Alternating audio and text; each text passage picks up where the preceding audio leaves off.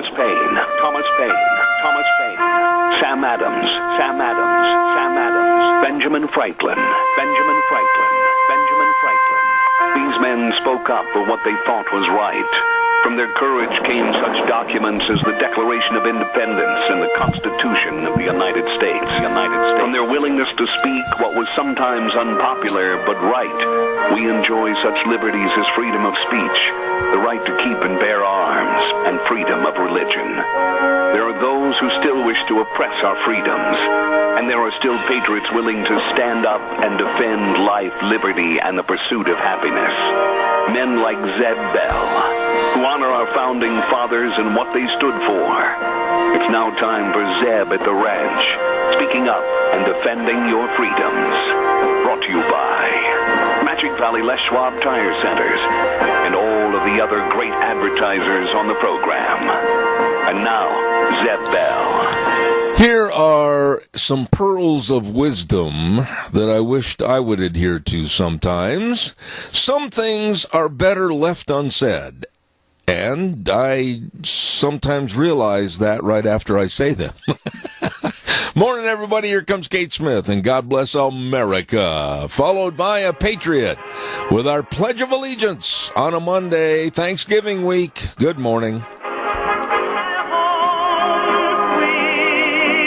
And a good morning to you on this Monday, November 19th. Zeb at the Ranch, I'm Zeb Bell, and of course brought to you by our major sponsor, your Magic Valley Les Schwab Tire Centers, all 7 locations serving you, and they've got all the tires for all your driving needs.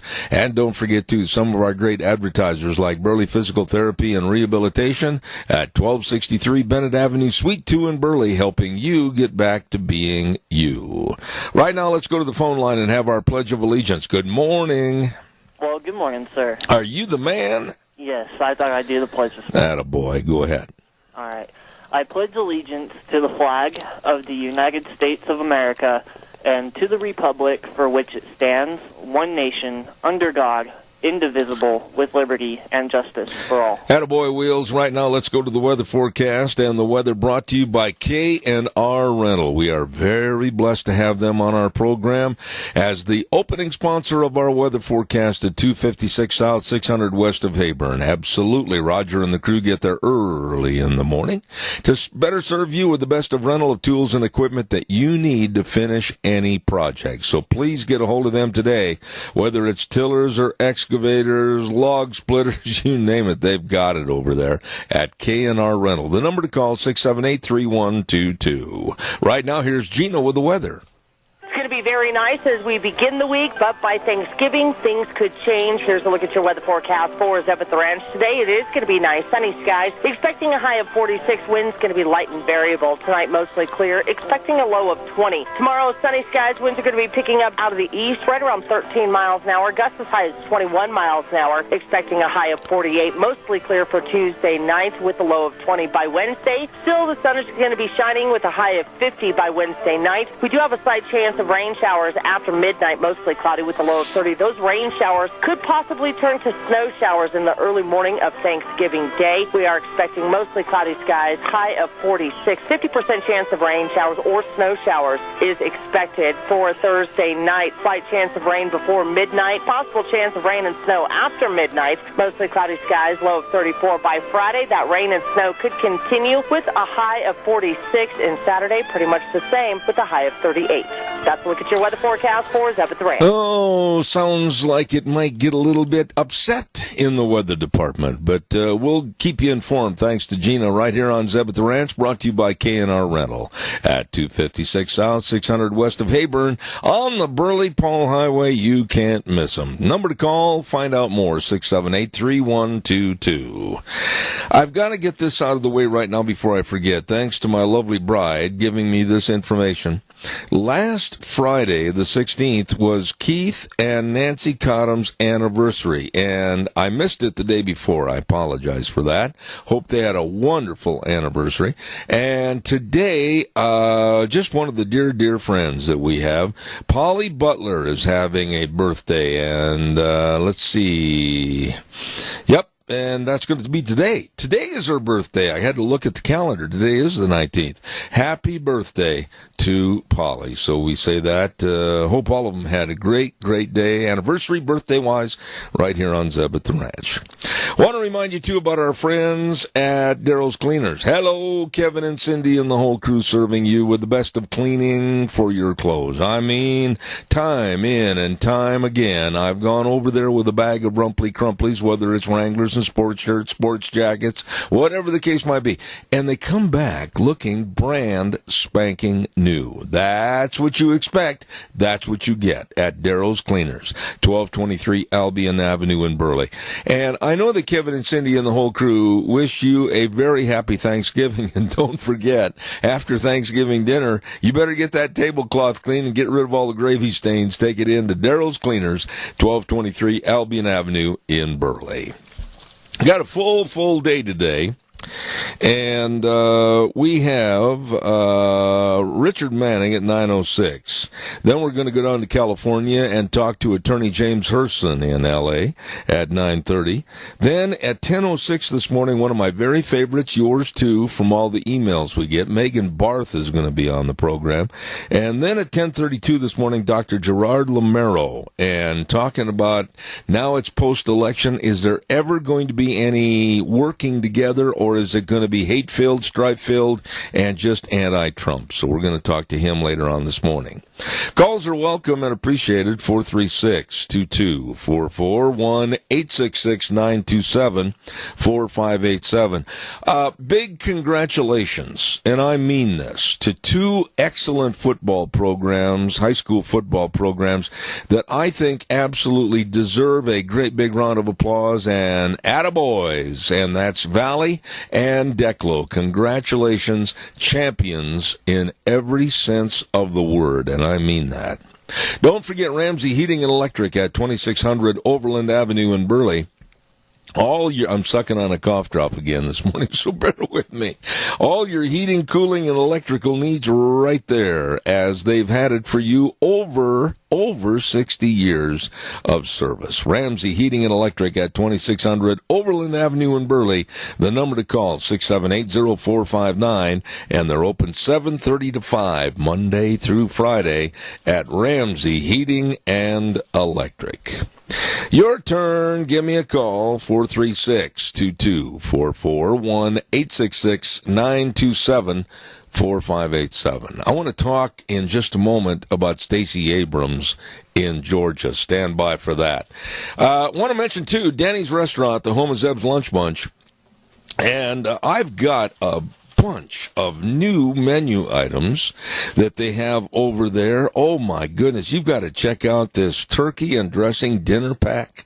Oh my, the potatoes and the vegetables and the turkey and the dressing and everything, that's delicious. And then they've also got a brand new plate called the Mediterranean Grilled Chicken. Looks fantastic. You better get over there and enjoy the great food at Denny's Restaurant, 611 North Overland in Burley, the home of Zeb's Lunch Bunch, and it is America's Diner, Denny's Restaurant. All right, let's light up the phone lines. Defiant and contemptuous. That's the only way that I can describe Stacey Abrams of Georgia. Defiant and contemptuous. That woman absolutely refuses to concede. She absolutely will never give her opponent any credit. Most politicians thank their opponent and say, you know, you ran a good race, you ran a very spirited race, and I just want to say thank you very much, and let it go at that. Not Stacey Abrams. She is absolutely believes that she was beaten by unfairness and conservatives. She is absolutely one to worry about in the future, because I think she's going to be a trendsetter, and I'll tell you why. I'm afraid of her because I think it's going to be the cry foul Democratic Party. Any race that is closely contested, any race that they lose, anything like that is going to be a cry foul situation to where they will never concede, and they'll claim that they were beaten by unfair tactics. Caller, good morning. You're on the air. It's just that we always suspected that it should be like. But the one I want to talk about is that Snipes in Florida, who has sent in her resignation. Yeah. As of January 4th, I think it is. You know, this woman has done nothing but wrong since she's been there. And I understand Governor Scott didn't do anything about this because it is an elected position. No, it is not. It's no, Keith. It is not an elected position. It's an appointed position by the governor. Really? Yes. Somebody on the news had said that. No. Well, I took it from them. No, it is an appointed position. She was appointed by Governor Jeb Bush, and it's an appointed position, and her appointment is over. Adios, amigo. Don't let the door hit you in the behind on the way out. She's out of there. Okay, now she's resigning. Now, she will just go away, enjoy a fabulous retirement because of her position. She's already making $150,000-$60,000 a year, and now she'll be able to retire with a very, very good pension. She's 75 years old or somewhere thereabouts, and she will walk away without any retribution. Yeah, but wait a minute. Let's stop here for a minute. Keith, wait a minute. I know it's wrong, but she's also leaving under a cloud, a big, heavy black cloud of not doing her job the way it should have been done, not performing her duties to the best of her capabilities. Even if she's in charge, she has those under her that should have been much more diligent and careful. And she's also leaving by saying over the weekend, I still can't find over 2,000 votes. That is total stupidity and ineptness that should not be accepted in any way, shape, or form. But I do not think that they will bring criminal charges against her, which she's guilty.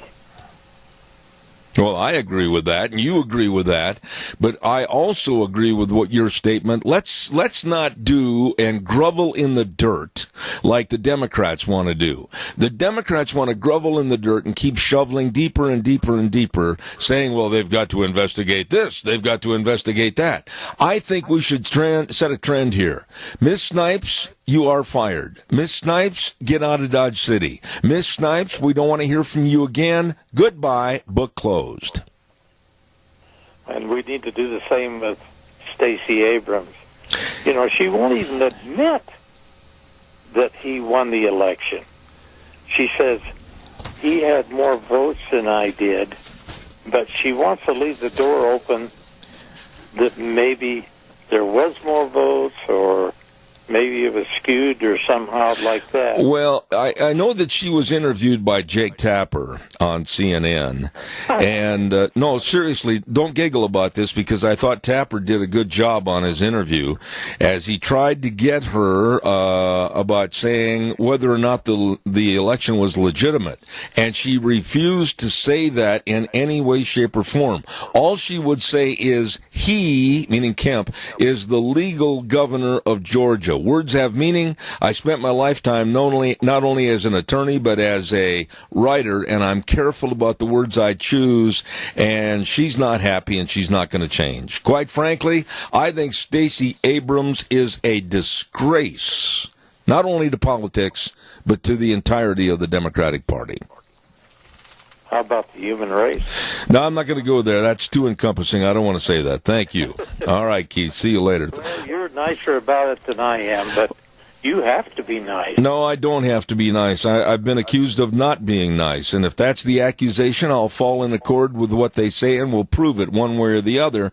But what I'm saying is let's just let this woman go. Let her go and fade off into obscurity and just prepare for future elections that she might get involved in because she is not going to go away. She's like a bad case of athlete's feet. You can count on that. All right. Thank you, Keith. God bless. Oh, and by the way, happy anniversary to you and Nancy. That I hope you had a wonderful day. That's wonderful, and we got a card from you, and that was really nice. All right, my friend. Thank you very much, and have a great day. Thank you. Calls are welcome, 436-2244, 1-866-927-4587. It's not just us anymore. It's not just me. It's not just others that don't want the caravanners here. Now, we're hearing the same kind of verbiage come out of the mouths of people in another country. The people in Tijuana, the residents of Tijuana have had enough. And they're imploring to their mayor and to their national federal government, keep these people out of here. They don't belong here. They are absolutely messing up and destroying our city. Gee, sounds like things that have been said here finally are being said by other countries and other people. Good. We're going to talk about that in just a moment. I want to remind you, too, about our great Thanksgiving spots. We've got a lot of people that are wishing you a very happy Thanksgiving, including Magic Valley Carpet at 613 D Street in Rupert. Company's coming. You might need a new carpet. And those are the folks to call. Magic Valley Carpet. And so easy, 436-1722. Magic Valley Carpet over in Rupert. Along with Vicky's Country Garden. Hello, Miss Vicky, at 185 South, 600 West of Paul. She says, thank you for all the business this past year, and don't forget, for great stocking stuffers for Christmas, call the number and she'll set you up on some gift certificates, 431-5667 at Vicky's Country Garden. And, of course, Magic Valley Irrigation, 44 East, 500 South of Burley, with Jeff and the whole crew saying thanks for the great job farmers do, and they wish you a very, very happy Thanksgiving coming up on Thursday. Also, real quick, I want to remind you about our friends over at Burley Physical Therapy and Rehabilitation. Yes, I've been going in there like I said I would. Yes, they put me through the paces, and yes, it's been a blessing and a help. Don't forget, if you're just not back to being you from an accident, a surgery, whatever the case might be, call them and make an appointment. They can help you get back to being you. Burley Physical Therapy and Rehabilitation at 1263 Bennett Avenue, Suite 2 in Burley. Nick Greenwell and all the great physical therapists, the best, underline that, best, right there serving you at Burley Physical Therapy and Rehabilitation, 678-1191. All right, calls are welcome, and I thank you for them, so give me a call. The mayor of Tijuana, Mexico, has come out and said, no, enough is enough. We don't want them here. We do not want the caravanners, these illegal aliens, coming in from another country and stopping right in our city of Tijuana. And it's got to the point where they are worried now that the numbers are going to swell to possibly 10,000 people. And the garbage and the food and the carrying and the transportation and the housing and everything has turned into a disaster. And they're calling it, oh gee, the same word that our president used, an invasion. Caller, good morning. You're on the air. Good morning. The menu for the senior center today is Swiss steak and noodles and squash, and we have yummy dessert, strawberry shortcake. Everybody's welcome. It's only $5.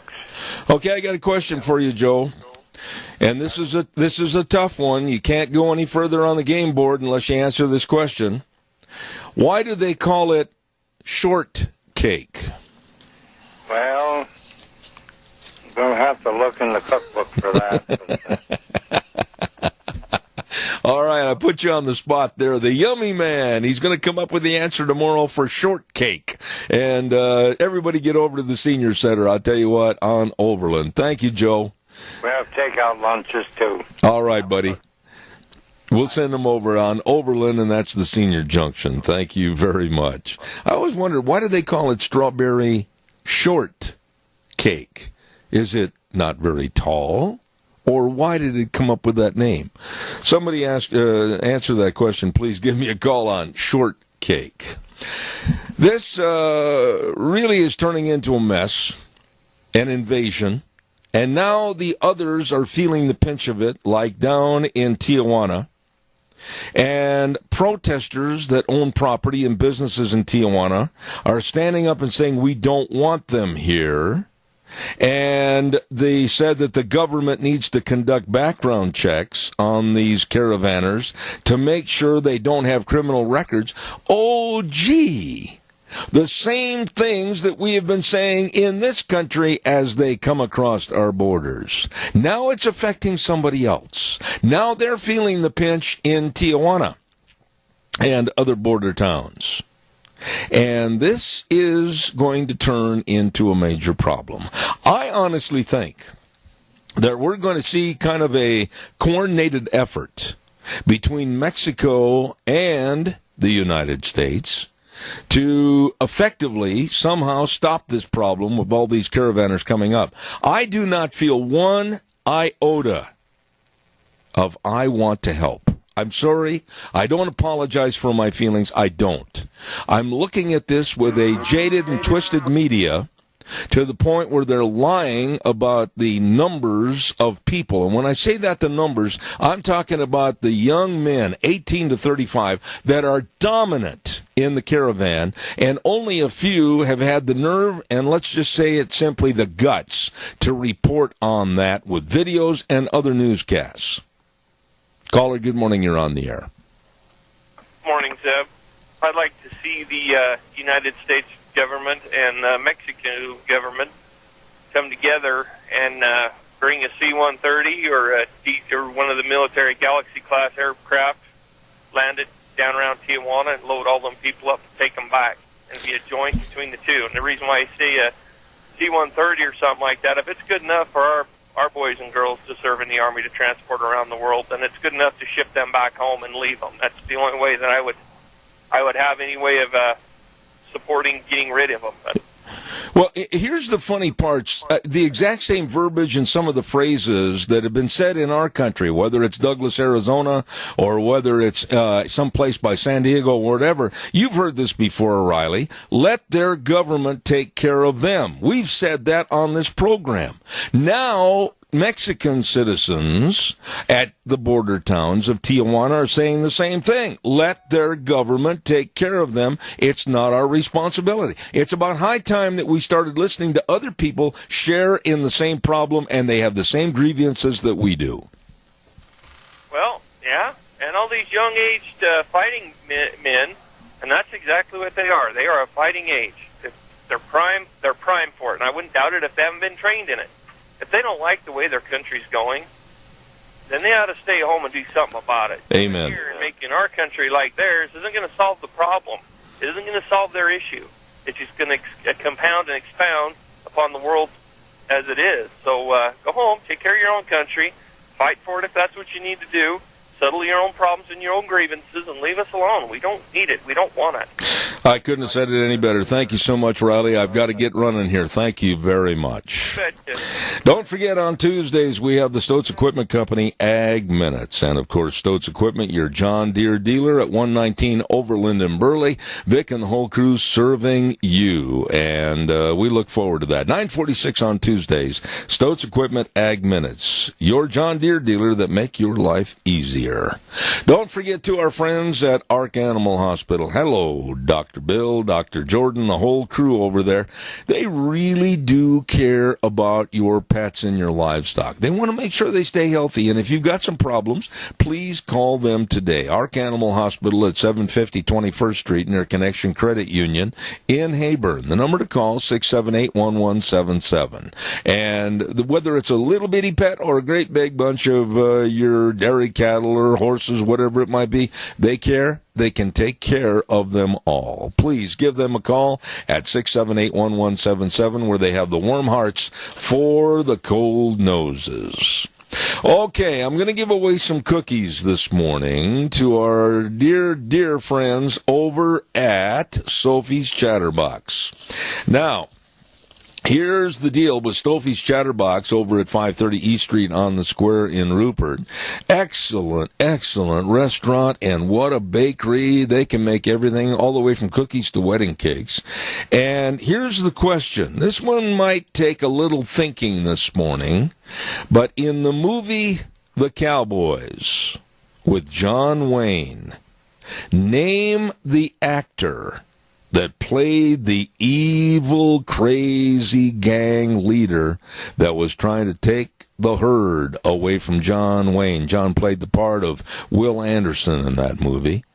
Name the actor, his name, that played the evil, crazy gang leader in the movie The Cowboys. Please call me at 436-2244, 1-866-927-4587. He's a well-known actor and usually takes the part of a guy that's absolutely, his elevator doesn't go all the way to the top floor. And so, name the actor's name that played the part of the evil, crazy gang leader. Let's see if this is a winner. Good morning, caller. You're on the air. Yes, sir. That was Bruce Dern. Who is this? It's Bob West. Bob West. Bob, I tell you what, you're spot on. Bruce Dern. And I want your opinion on this. I don't think they could have found an actor anywhere in Hollywood that could have played that part any better. He's good in anything he acts. The character he does is like you say, spot on. You know, let me ask you this. I'm going to put you on the spot here and see if you can remember this. He did play the part of a judge, a U.S. district judge on the border of Texas and Mexico in a movie called All the Pretty Horses. Do you remember that movie? I don't remember the movie. But he played a guy that was absolutely sane, which for Bruce Dern is completely the opposite. Bob, he's a good actor, that's for sure. It is. He is. And all you have to do is get a hold of Sophie's Chatterbox. Tell them when you're going to go over there to pick up your cookies, and they'll have them ready for you. Bob, thank you so much. Thank you, sir. All right, sir. God bless. Thank you very, very much. Yep, Bruce Dern. And, man, I'm telling you, the acting in that movie was superb in that fight that he had with John Wayne and then the aftermath and everything. Calls welcome, 436-2244, 1-866-927-4587. You know, going back a little bit to a story that Keith brought up earlier this morning about Brenda Snipes. I knew it wouldn't take very much time, and I knew it would be played at during the course of the month of the election. But, yep, automatically Brenda Snipes is calling racism for her being pushed into a position of having to resign. Yeah, racism. Racism caused the losing of all the ballots. Racism caused the mess and chaotic confusion in trying to count the ballots. Right away, regardless of the symptoms or circumstances, the left, will start yelling, racism, racist, right off the get-go. And still, even if she's gone on January 2nd or January 4th, whatever the case of the date might be, they still don't know where over 2,000 ballots are. And when she was asked by a reporter, where are the ballots, Brenda? Well, I don't know. Well, they might have got mixed in with the ballots here. Somebody might have mixed them in there. Caller, good morning. You're on the air. Good morning, sir. Yes, sir, my friend. Yeah, I think the DA ought to go in there and pick one of the low-hanging fruits that work in that office and take them aside and say, okay, you can turn state's evidence, you can tell us everything we need to know to prosecute these people, or you can hang with them because we are going to prosecute them. I do not think she should get to skate for all of the things that she has done that was corrupt and all the laws that she's broke. She needs to pay. I don't think there's a question that I would ever disagree with you on that statement, but I'm going to just throw this back at you, even though I agree in entirety of what you're saying. How are you going to go and offer that perhaps immunity for testifying, and in a situation to where I don't know if Brenda Snipes had given her underlings that are managers at the voting polling place offers and orders to go take these box of votes over here or those or mingle there. I mean, how are you going to discern really who performed the illegality? Well, that's where you need an investigation. I personally don't think Brenda Snipes done all of the packing and all of the carrying. Oh, I don't either. I don't things either. that happened. And yes, she should be innocent until proven guilty, but there are so many cases against her that have been won where she destroyed the ballots. Well, it's not a question of whether she is the most guilty or guilty person. It's the fact that she was in charge. It's the finger pointing that goes clear to the top when something is absolutely illegal or is done in a fashion that raises eyebrows. So she's the one that didn't have the answers. She's the one that has been looked at in past voting elections as to not really performing well and not doing things according to Hoyle. So why not get rid of her and then start from the top down? Yes, but this is one way to do it. And I think in the DOJ and the FBI, they need to get some of those underlings there that were privy to what was going on and say, okay, you can hang with these guys or you can tell us what's going on and let's expose all of the corruption. But back up just a minute, though. I want you to respond to a charge that was made over the weekend. Oh, yeah, poor Brenda Snipes. Oh, yeah. Well, she says it was racism that caused her to get the thumb out of the job. Come on, where's the racism? There isn't. It's incompetence. But the people that are racist, which she is definitely racist against the Republicans or the conservatives, if that's a racist, but she's definitely against them. So they're the ones that play the card when usually they're the ones that are doing it. Yeah. You know, it's just so sad that in this country today, and I've been through it, Doug, you know that, back in 2007, were these absolute nincompoops, Democrats, here in the state of Idaho, here in the Magic Valley, started the racist tag against me. And you've got to stand up.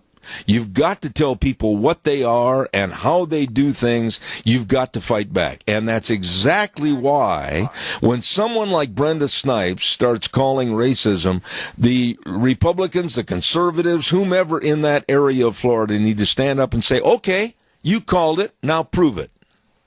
Exactly. And there was a young black man on Fox and Friends this morning. Very sharp man. He's I can't think of what Williams, I think, is his last name. I'm not real sure. But he says she's just playing the easy card. She's taking the easy way out. Before you go, I want you to respond, and keep it very short, Doug, because I've got a big break here I've got to take. Yeah. But I want you to respond to, oh, gee, isn't it interesting that now Mexican residents in Tijuana are using the same verbiage that Americans have used for years. In other words, we don't want them here. Exactly. You take through history, like even the Civil War and even the Revolution War, if you're carrying the flag of your country and wanting to go into another country, or not, that is an invasion. What did you think of the charges? And it almost made me chuckle because it's happening to another country. The charges that the caravan was completely upset about the food that they were being served and some of the quarters that they had to live in. These people are camped out on residents' lawn in Tijuana. They are absolutely being called an invasion. Gee, there's a word that we've said for a long time with our President Trump. They are absolutely being told, let their government take care of them. Hey, maybe this is a good thing for somebody in Mexico to say what we've been saying for a long time. Exactly. And I agree, put them on that C-130 or whatever that is. But better yet, they come up here on a 4-decker hog truck. Yeah, some of them. I would hire all the 4-decker hog trucks you could find in Mexico, load them up on that, and haul them back down to their country.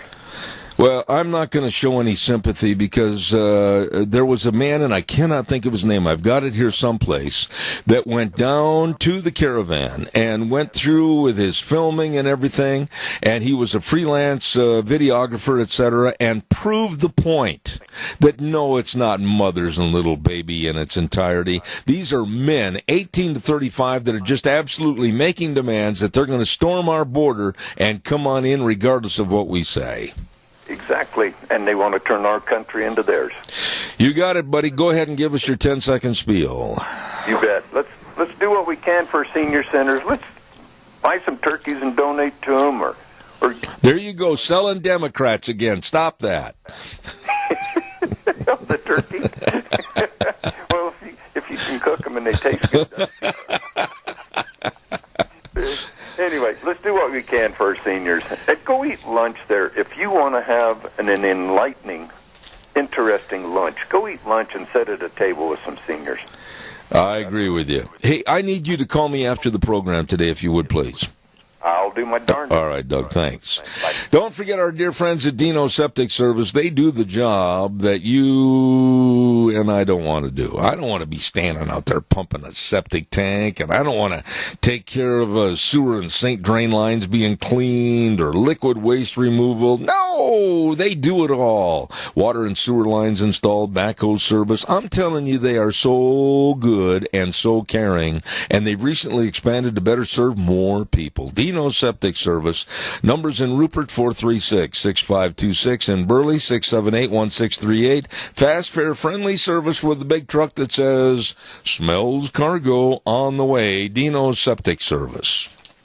Also, quickly, Barry Equipment and Rental. Hello, we had Juan on the program last week on Thursday, and does a great job at Barry Equipment and Rental with the location at 159 West Highway 30 in Burley. The other locations, 465 Addison Avenue West in Twin with Eli and the Nampa location, and they've got all the Bobcats. Listen to this. He was telling you about this. All the different Bobcats right now, 0% interest up to 60 months on the Bobcats. Get in there, check it out. Equipment rentals, retail equipment sales, the best. And that's Barry Equipment and Rental. Burley, Twin Falls, and Nampa. You stop in and see them today. Calls are welcome and appreciated. 436-2244, 1-866-927-4587. I got to quickly just tell you this story, and I don't have all the particulars on it. I've got the basics of it, but it just shows you how absolutely messed up our society and our education system is. Listen to this. A teacher was praising students in the school that stood up and proudly stood straight for the national anthem. And then the teacher got fired. You know why? Because the students that did not stand up for the national anthem, they complained, and they said they felt that they were being singled out. And this teacher that was praising students for doing the right thing in this, the greatest country in the world, to stand up for the national anthem, and the teacher gets fired. You think there's not some sick puppies in the world and gutless puppies in the world that are administrative heads at school districts? Oh, yeah. Oh, yeah, there are. Calls welcome, 436-2244, 1-866-927-4587. Don't forget, Mount Harrison Audiology and Hearing Aids, and they bring us the weather right now, and they've got not one, not two, but three excellent doctors of audiology, Dr. Hunsaker, Dr. Mitchell, Dr. Pickup. All of these folks really, really care. And believe me, when you want the best of hearing and people that can help you with a loss of hearing, they are great. They can help people that are hearing impaired of all ages. So please give them a call today. They're right behind the Minidoka Hospital, across from the emergency room, Mount Harrison Audiology and Hearing Aids, and the number 312-0957. Here's Gina with the weather.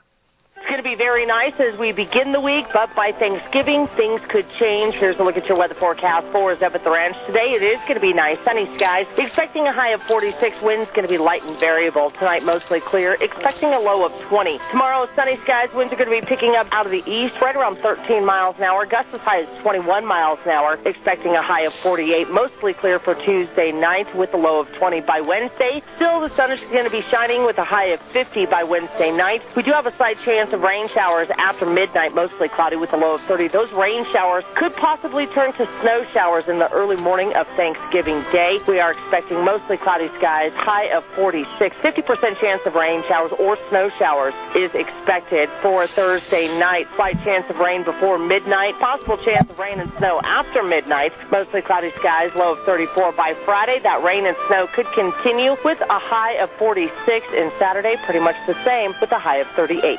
That's a look at your weather forecast for Zeb at the Ranch. Thank you, Gina. Appreciate it. And brought to you by our friends at Mount Harrison Audiology and Hearing Aids. Please give them a call, make an appointment, and make sure you get a hearing screening. They can help. They will help at Mount Harrison Audiology and Hearing Aids, 312-0957. Calls are welcome and appreciated. 436-2244, 1-866-927-4587. You have perhaps heard that Alexandria Ocasio-Cortez of New York is not exactly the brightest bulb in the fixture or the sharpest knife in the drawer. She is not very well educated. And she proves that she is not very well educated. I understand that Sunday that she was asked questions and she was giving this answer, and I'm going to read her answer to you. She said, if we work our butts off to make sure that we take back all three chambers of Congress, rather, all three chambers of government, the presidency, the Senate, and the House in 2020, we can start work on 2020. Well, now, wait, did you see where she really made a mistake? Do you see where she's really not real bright? She didn't know that there are three branches of American government: the executive, the legislative, and the judicial. And she said, the presidency, the Senate, and the House. And this woman, this woman is a Democratic representative-elect for the House of Representatives, and she is not going to get a gold star for really being very smart. Calls welcome, 436-2244, 1-866-927-4587. I want to tell you about democracy. I want to ask you this question. Do you feel, in any way, shape, or form, that President Trump is, quote-unquote, killing our democracy? We'll talk about that in just a minute.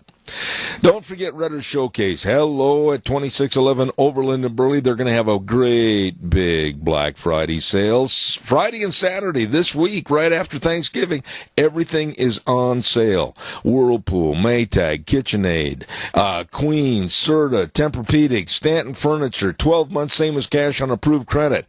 And this is something for just 2 days only on Friday and Saturday at Redder's Showcase. 2611 Overland and Burley. You stop in and see them Friday and Saturday. Caller, good morning. You're on the air. Yeah, one real quick thing. Maxine Waters is probably real happy about Cortez being elected. That way she's not the dumbest person in Congress.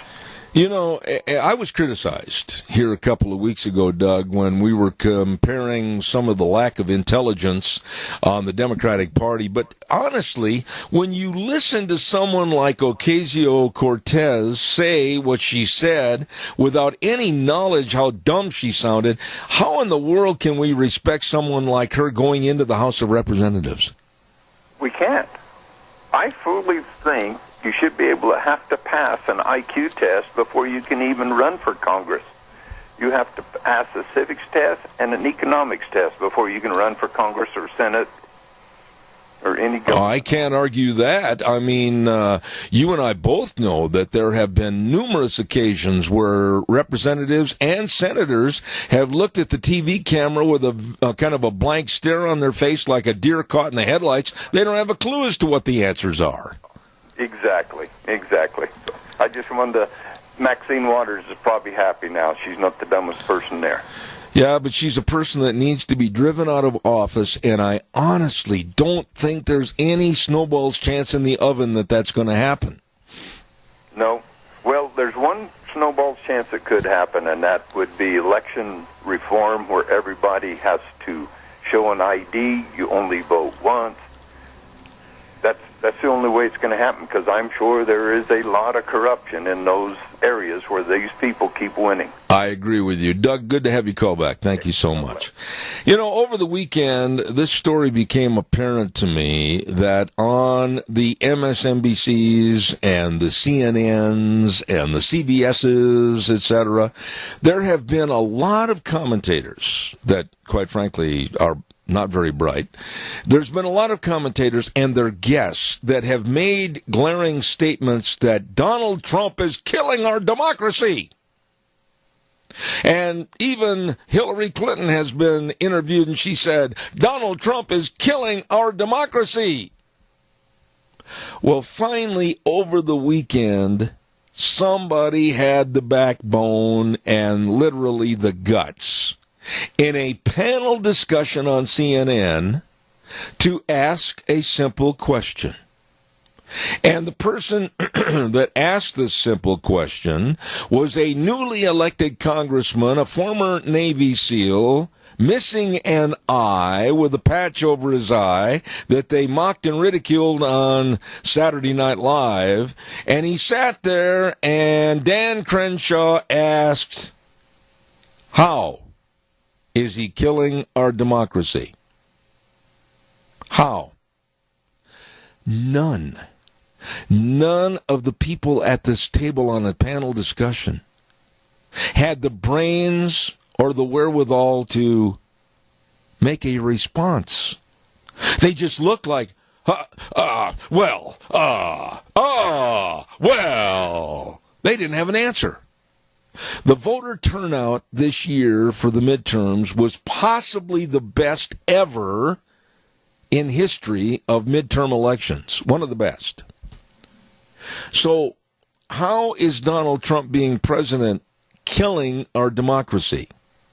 More people are getting involved in politics, whether they run on the Republican or the Democratic ticket or independent. How is Donald Trump killing democracy? And when they make these blatant statements, the left hasn't got the IQ of a bicycle spoke to come up with an answer. When Crenshaw looked at him and said, how is he killing democracy?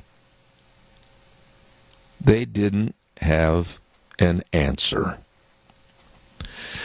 Don't forget our friends, your Magic Valley Les Schwab Tire Centers. Oh, they've got all the tires for you to run on anything, whether it's the snow, the slush, the sleet, the hail, whatever it might be, the ice. Oh, my goodness, they've got all the tires for your cars, pickups, and SUVs. Tires that absolutely will get the job done for you. Stop in and see any one of the 7 locations today. Lane in Rupert, Dave on Blue Lakes and Twin, Mike in Buell, Mike in Jerome, the Twist family in Paul, Daniel on Poline in Twin Falls, and my buddy Randy on Overland in Burley. The best of tires, brake service, front end alignments, batteries, you name it, it's all there at your Magic Valley Les Schwab Tire Centers. Caller, I've got exactly a minute. Real fast, go.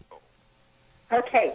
I would like to talk to that little girl, and I wonder how she says the pledges of allegiance, because we are not a democracy.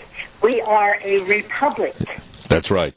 And we say that every time we pledge our allegiance to the flag of America, and it is a republic, because those other democracy is not necessarily democratic or fair. We have a republic. Well, you know, I think our kids are being educated. You know, it just shows the lack of the, let's say, 35 and under crowd. I think I'm being fair there, that they really don't know civics. They don't know anything. When you don't know the three branches of our government and you are a House elect representative, that's pretty sick, isn't it? Yes, it is. And if you're in that house, you better know what its job is that you're supposed to be doing. There you go. Chris, I got to run. I hate to cut you off. Thank you so much. Okay. I'll go. All right, thank you. We're going to take a run to the news right now from CBS. We'll be back in about 7 minutes. Don't you go away. Wheels, take it off.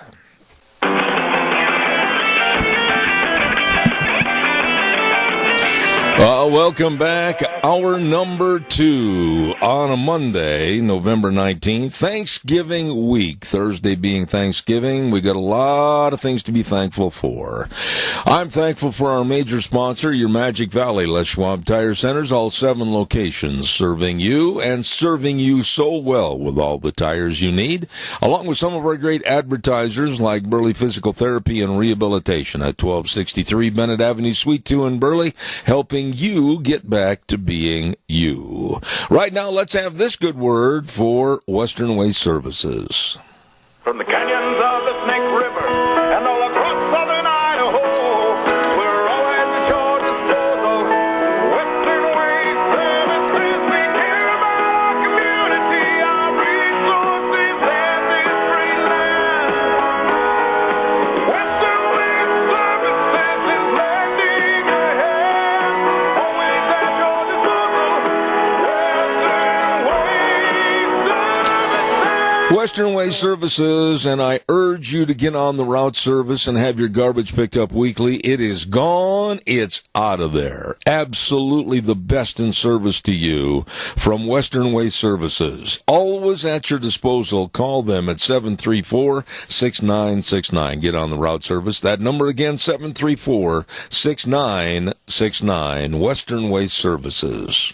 Want to remind you, too, about our friends over at Minnecasia Hearts for Seniors. Great new business. Holly absolutely has hit a home run with this. If you're a senior and want to stay at home, Hearts for Seniors can help you with maybe some meal preparation, or maybe you might need some light housekeeping done, or errands, or companionship, whatever, 24-hour care. Minnecasia Hearts for Seniors at 135 East 23rd Drive in Burley.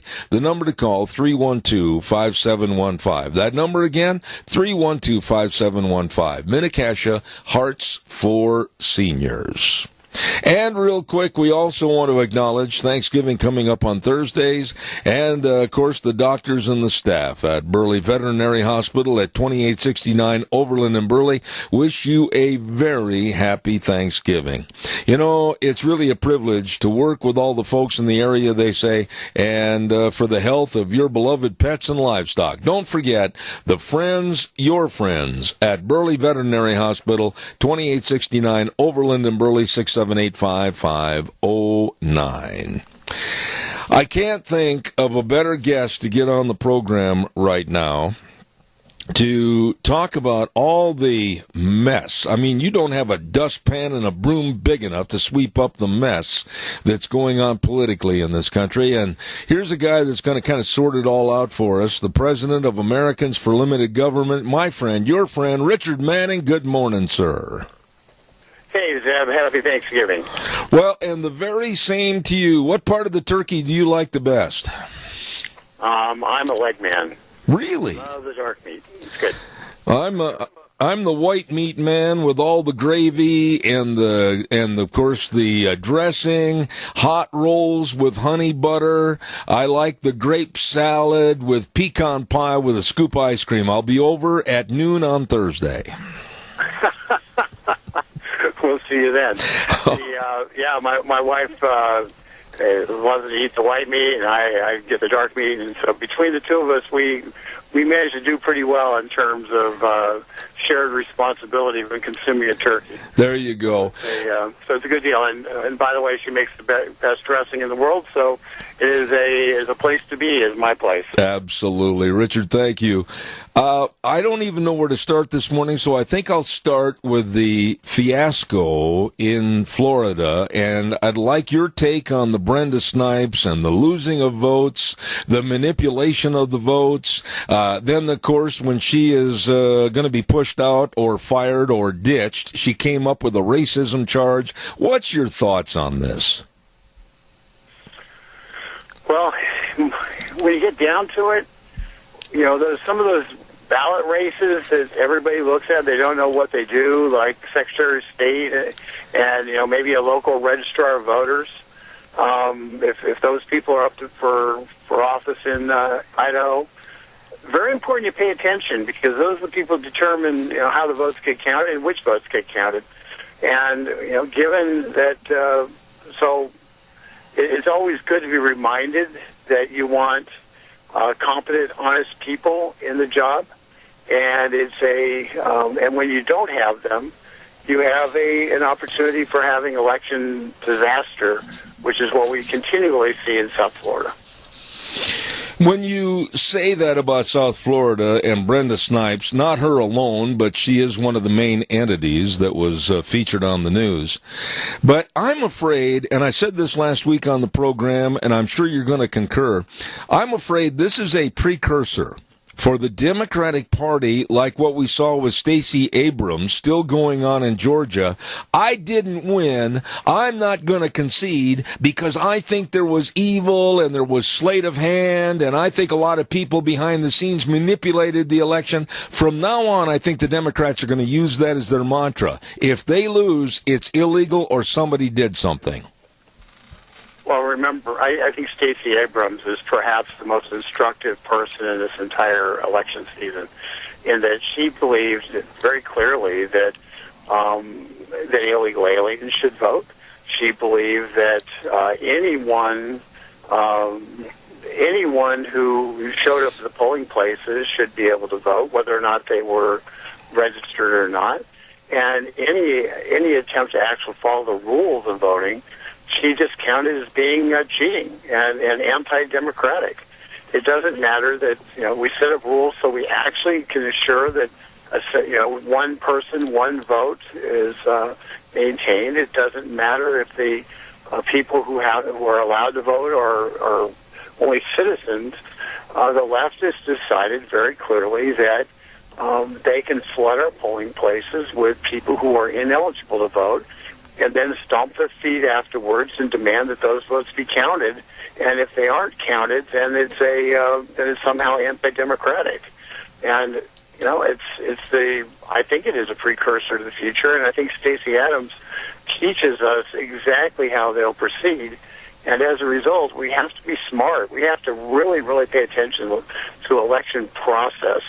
The Democrats spend, and the left spends, millions upon millions upon millions of dollars trying to impact election process. And in fact, in various states around the country, they were managed to change the laws through the initiative and referendum process in terms of who was eligible to vote, in terms of when you could vote, when you had to register. In Maryland, they said you could register to vote same-day voter registration. Well, if the same-day voter registration, how do you know if the same person doesn't register at three different places? That's right. And when same-day voter registration, guess what? Those people, there's been absolutely nobody's had any communication with them about the election, because you only communicate with registered voters.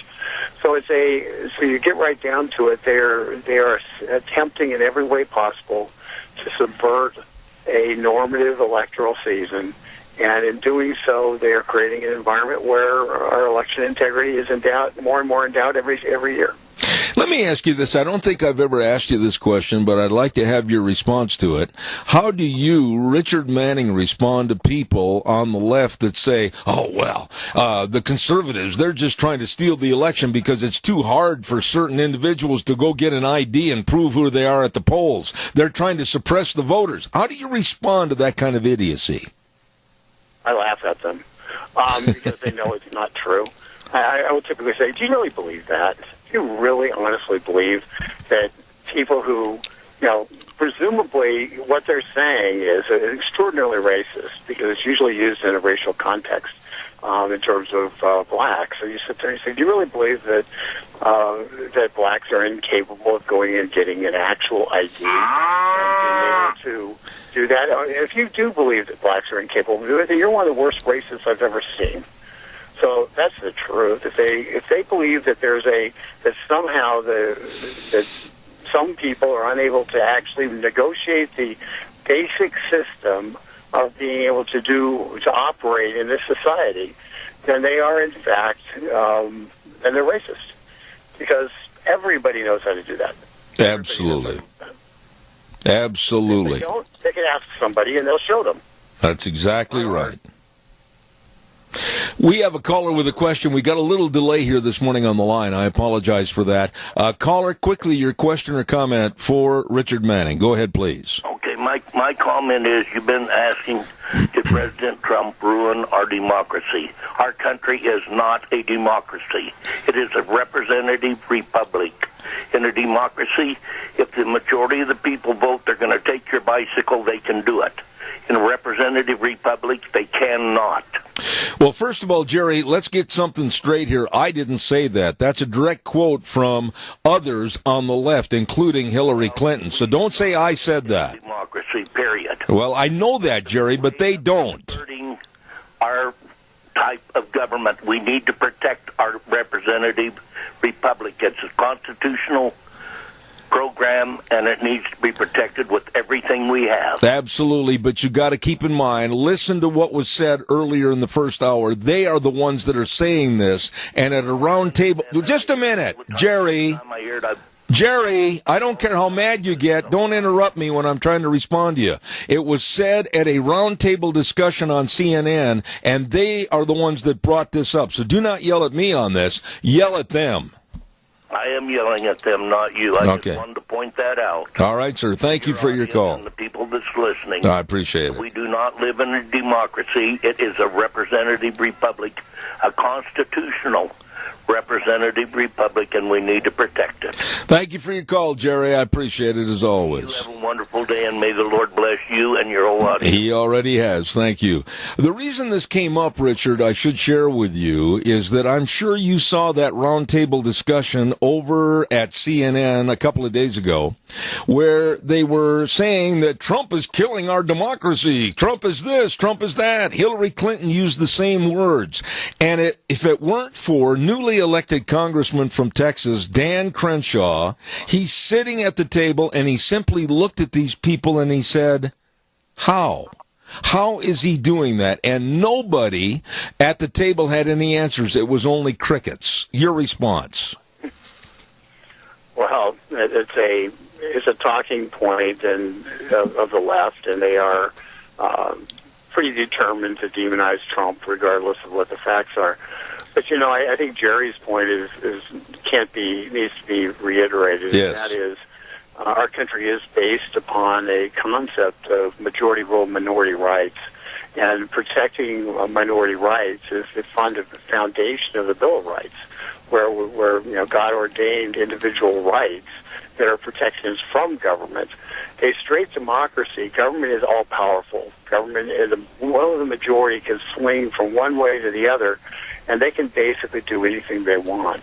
That's not the U.S. form of government. The U.S. form of government is based upon a simple theory, and that is that individual rights are what are protected from any government, regardless of how it's constituted, and that is the first and foremost responsibility. And secondly, that the government is a government that is determined by the people through their voting.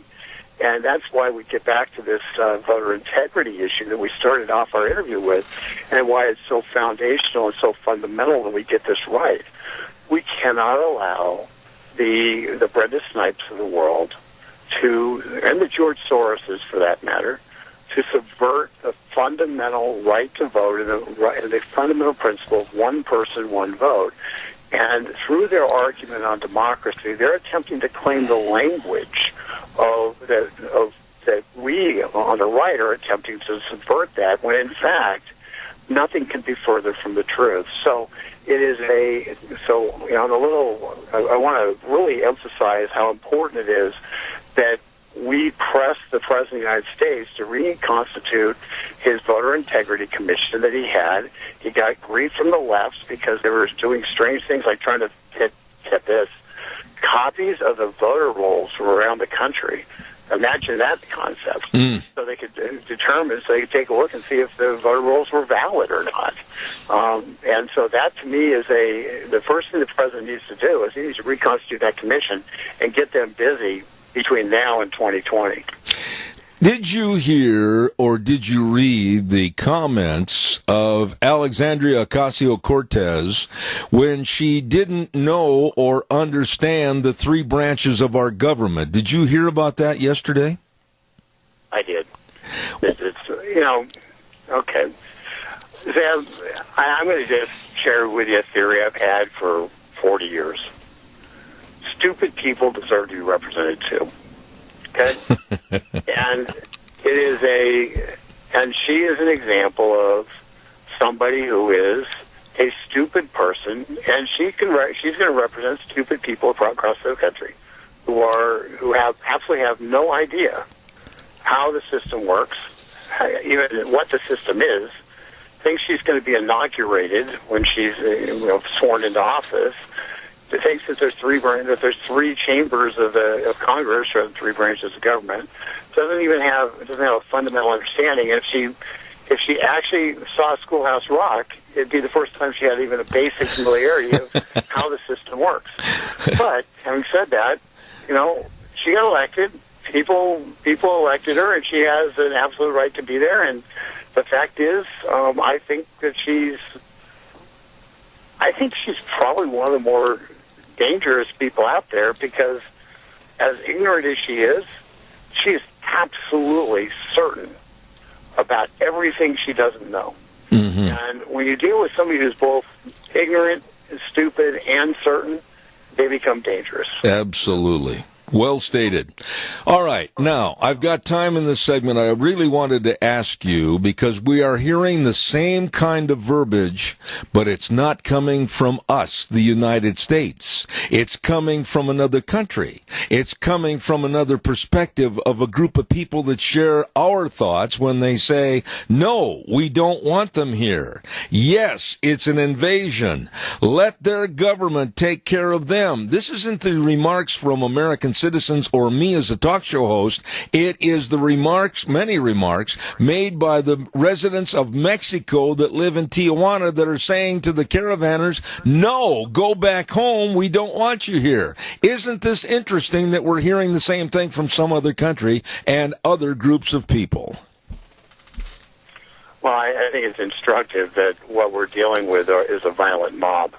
And it's a violent mob that is that's been told they have a right to be in the United States. They've been told that they should need to press forward with that right. And it's a violent mob that isn't, when they get someplace and they settle, and they're kind of stopped at Tijuana, a portion of them, they discover they'll take what they want, and they really don't care about any of the rules that surround them. And as a result, for the people of Tijuana, they are an invading horde. And, they're stealing from people. And if you've been to Tijuana, which I have, it is not an affluent environment. And by and large, it is a very poor environment. Mm-hmm. And yet, this group of people have come and are inflicting themselves on the poorest of the poor there in Tijuana, and the people don't like it. Imagine that. But the solution to everything is, if we just let them get here, then everything will be okay. But the fact is that it's when people come in with the intent of breaking the law as they're basically breaking into your home, it would be really silly to not expect those people breaking into your home to then not steal your stuff. You know, this situation is going to have a final point somewhere, and I don't know where that somewhere is, whether it's going to be in a border town on Texas border or Arizona's border, or whether it's going to be in California's border. But honestly, with the numbers of these caravanners coming on to where it might swell to 10,000 people, and you're hearing people in Tijuana, for instance, say, no, they need to have background checks on these people to make sure they don't have criminal records, things that we have said for a long time. Looking into your crystal ball, what do you think is going to happen here over the next 3 to 4 months? You know, it's one of those ones that I really don't have a good sense on, but I strongly suspect that, you know, we're going to have an immigration discussion in the lame duck session in Washington, D.C., and it's going to be colored by what we see happening at the border. You know, it's Zev, I've got to be honest with you here. I really have. My heart goes out to people who are legitimately, desperately leaving violent, poor environments, seeking a better life. My heart desperately goes out to those people as just a human being, as a Christian. But we have a process, and everybody's got to remember we have a process. If you want to file for asylum, you go to a port of entry. Those are being set up at the border so people can be processed properly. And if you don't have a legitimate case for asylum, then you don't get to come in and through the illegitimate process. And it's you just can't say we're going to just allow everybody to come through across our borders, and in doing so, somehow we're going to take care of them.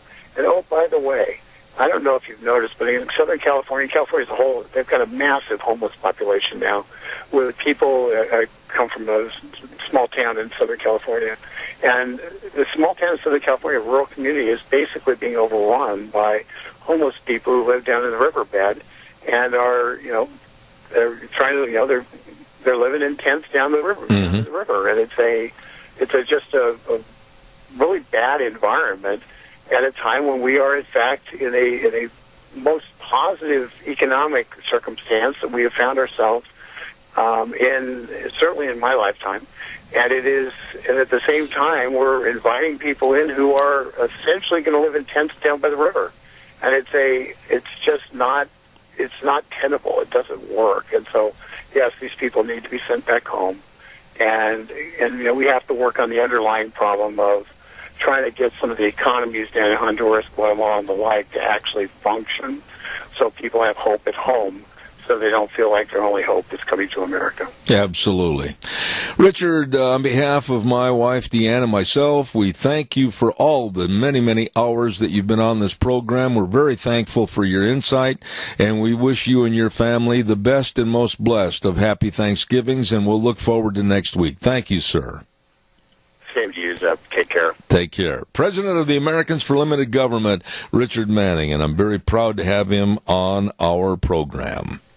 Also very proud to have people like Hanson Mortuary at 710 6th Street in Rupert with Joel Heward, the manager, his family, and the staff. And they wish you and yours a very happy Thanksgiving. Hanson Mortuary, of course, they are there to serve you and your family when there's the passing of a loved one, always with the highest ethical standards with unquestioned integrity. Please remember the number and call 436-5636. Hanson Mortuary at 710 6th Street in Rupert. And Joel Heward also serving you and your family at Morrison Payne Funeral Home on East Main in Burley. By the way, the day after Thanksgiving, they call Black Friday. Well, holy moly, hold on. Look out on Friday and Saturday for a great big Black Friday sale at Redder Showcase, 2611 Overland in Burley. Listen to this. Everything's going to be on sale. Whirlpool, Maytag, KitchenAid, Stanton Furniture, Tempur-Pedic mattresses, 12 months, same as cash on approved credit. This is great for just 2 days only, Friday and Saturday. at Redder Showcase, 2611 Overland in Burley. Check the store for details. Redder Showcase, waiting to serve you on Friday and Saturday for a great big Black Friday sale. Oh, we're going to have our next guest on the program in just a few moments, but I also want to remind you about our friends at Lee's Furniture, Floors, and More. Holy cow! They've got everything all mapped out for you to save money and beautify and comfortize your home for the holidays. Thanksgiving, Christmas, New Year's. You better check it out today. Check out all the great buys that they have on all the different furniture, all the bedroom sets, of course, the dining room sets, and the recliners. Boy, have they got a great selection of recliners, along with all the flooring. Oh my goodness, the carpeting and the flooring specials. I mean, the list goes on. And they are there to serve you and save you money at Lee's Furniture, Floors, and More at 459 Overland in Burley. You stop in and see them today. Really good folks. Oh, and by the way, before we go to our next guest, I want to remind you, too, about some other great folks. And I mean that because they're the ones that really got us interested in the ATVs, along with being in the horse business. They've also got us excited about four-wheelers years and years ago. And that's, of course, Let's Ride, 270 Highway 24 between Rupert and the World. Holy moly! They've got it all for you. They're open Monday through Friday, 9 to 6, Saturdays, 9 to 4. Don't forget, they've got all the snowmobiles, all the accessories, and they've got a super service department to keep you running. Get over there and meet the best. Randy, Nick, the whole crew at Let's Ride. 270 Highway 24 between Rupert and the World, and it's true. This is where the fun is sold. We have a guest on the program next that I absolutely always look forward to his coming on the program and sharing his thoughts. He's an attorney, great writer, and I didn't know it, but I'm going to put him on the spot here and maybe put some egg on my face if I'm wrong. A singer, James Herson, good morning. Hey, good morning. Thank you, Zeb. How are you? Well, I'm really good, but I'm kind of in the dark. I did not know that you were a singer and you're recording an album. Tell us a little bit about that. Well, I'm actually, I used to make a living in the music business, and I was on the road for several years with the Temptations. I grew up in Chicago and made records, rhythm and blues records, and worked with people like Natalie Cole and the Impressions, and so yeah, I did. We've talked about this on your show and many shows. There seems to be, I love Christmas music, and there seems to be these Christmas songs that we used to hear, even in department stores, even in elevators, and now we don't hear them anymore. And so I made a Christmas album, and I sort of sing in the style that you would call gospel or soul or that sort of thing. And a portion of the proceeds are going to go to Samaritan's Purse, and they call this an EP. It just has 5 songs on it, but but I've had a lot of fun putting it together. Oh my goodness, I am impressed. Share with us, if you would, how my audience and myself can get a copy. Well, yeah, it's up on the usual, digital platforms. So it's on iTunes, it's on Amazon, Google Play, all those platforms. And the title of the album is Where Christmas Lives. And I collaborated with a great guy named Dennis Anderson, who is he plays instruments and he's an engineer. And the two of us put this album together. And yeah, they can, and it's also, there's like a link on my website, jamesherson.com, says Christmas album. They can find info on it there. Okay, I'm writing all this down, and my goodness, congratulations to you. I mean, when you have to fill out a resume from attorney to lawyer to speaker to political analyst to singer, well, how many pages do you turn in? Well, it's just, actually, music's been my baseline, And I originally went to law school because I saw so many musicians getting ripped off. And so that inspired me to go to school. But, just for me, some people they have a cathartic activity that they engage in, a hobby. And, it's never been like golf for me. It's more been music, so I'm happy to do that. Well, God bless you, and I hope it goes very well. And let me get to the subject matter at hand right now. This mess, and it has been a mess, this midterm election, whether it's Florida or whether it was Georgia with Stacey Abrams, or whether now with the Democrats taking back over the House, as to whether or not Nancy Pelosi is going to pick up the gavel and be the head of the House. I mean, wow. Bring us up to speed as to what you think about this past election. Well, I think what you referred to as the mess is the post-election chaos, which isn't chaos at all. The Democratic Party has had a strategy of going in on close elections and bringing a team of lawyers and a team of strategists and try to flip the election. And that's what they tried to do in Florida and Georgia. But they successfully, apparently, did it in Arizona. And it sure looks like they may have done it in California. Arizona has launched an investigation. I've heard of no investigation of California. I mean, Orange County, California, the bastion of conservatism in the state of California, no longer has any Republican members of the House. Wow. Dana Rohrabacher, who has been in the House for decades, was defeated.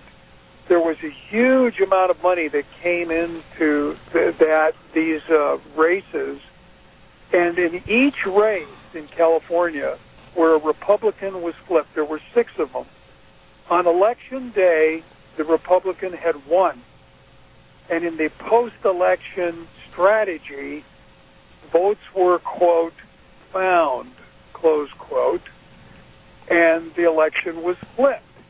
And what's interesting is that in each one of these districts, in the primary, there were more Republicans turning out than Democrats. The registration in these communities has more Republicans than Democrats. But yet, somehow, the vote tally has more Democrats than Republicans. Now, maybe it's all legitimate. Maybe they turned out.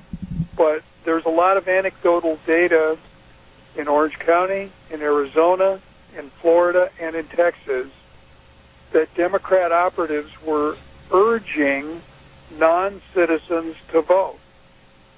And, of course, we know in California and San Francisco they were registering non-citizens to vote.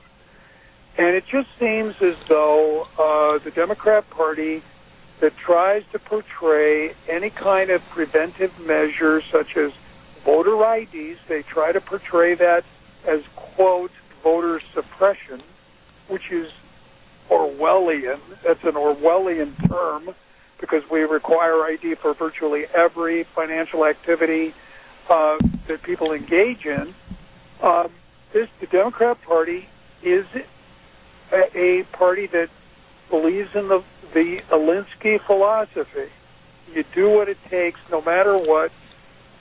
The ends justifies the means, and they seem to be practicing that. And this, in Florida, particularly, it was a dress rehearsal for 2020. Yeah. And through some miracle, and I believe the people are prayerful, and this was a miracle, especially in the case of Rick Scott, where the vote was close. I think that and the scrutiny, national scrutiny, and the way Rick Scott kept the eye of the public on this whole thing resulted in not only Ron DeSantis winning, Rick Scott winning, Governor-elect Kemp in Florida. That they were not successful, but they have an infrastructure all in there. And we have to understand, the Republicans, the supposed party of the wealthy, were outspent by Democrats in virtually every race that was, we would call any kind of potentially flipped race. they were outspent 3-1, 5-1. We had, in the case of Governor Scott, Gillum, there was $50-60 million spent on Gillum. Beto O'Rourke in Texas, it approached $100 million. In the case of these California races, millions and millions came in from outside sources. An incumbent like Dana Rohrabacher, who normally has a comfortable victory, was not prepared, had not raised sufficient funds, and was outspent 3-1 by someone who's basically never held office before. And so we saw a similar result even in Montana with John Tester at the close of the election. Now, that particular race was too close to call, but Tester was behind. And lo and behold, overnight, Tester became the winner. It's sort of the Al Franken formula. If you remember, when Al Franken ran in Minnesota against Ron Coleman, Coleman was in the lead. It was a relatively small lead. I think it was like several hundred. Right. And all of a sudden, these votes were found overnight, and there were a lot of anecdotal, suspicious, rumored things. I don't know if that was ever truly investigated, but I think that this is one of the top issues for the Republican Party. If they allow this kind of thing to proceed without some accountability, and I think that's why we had Brenda Snipes resign today.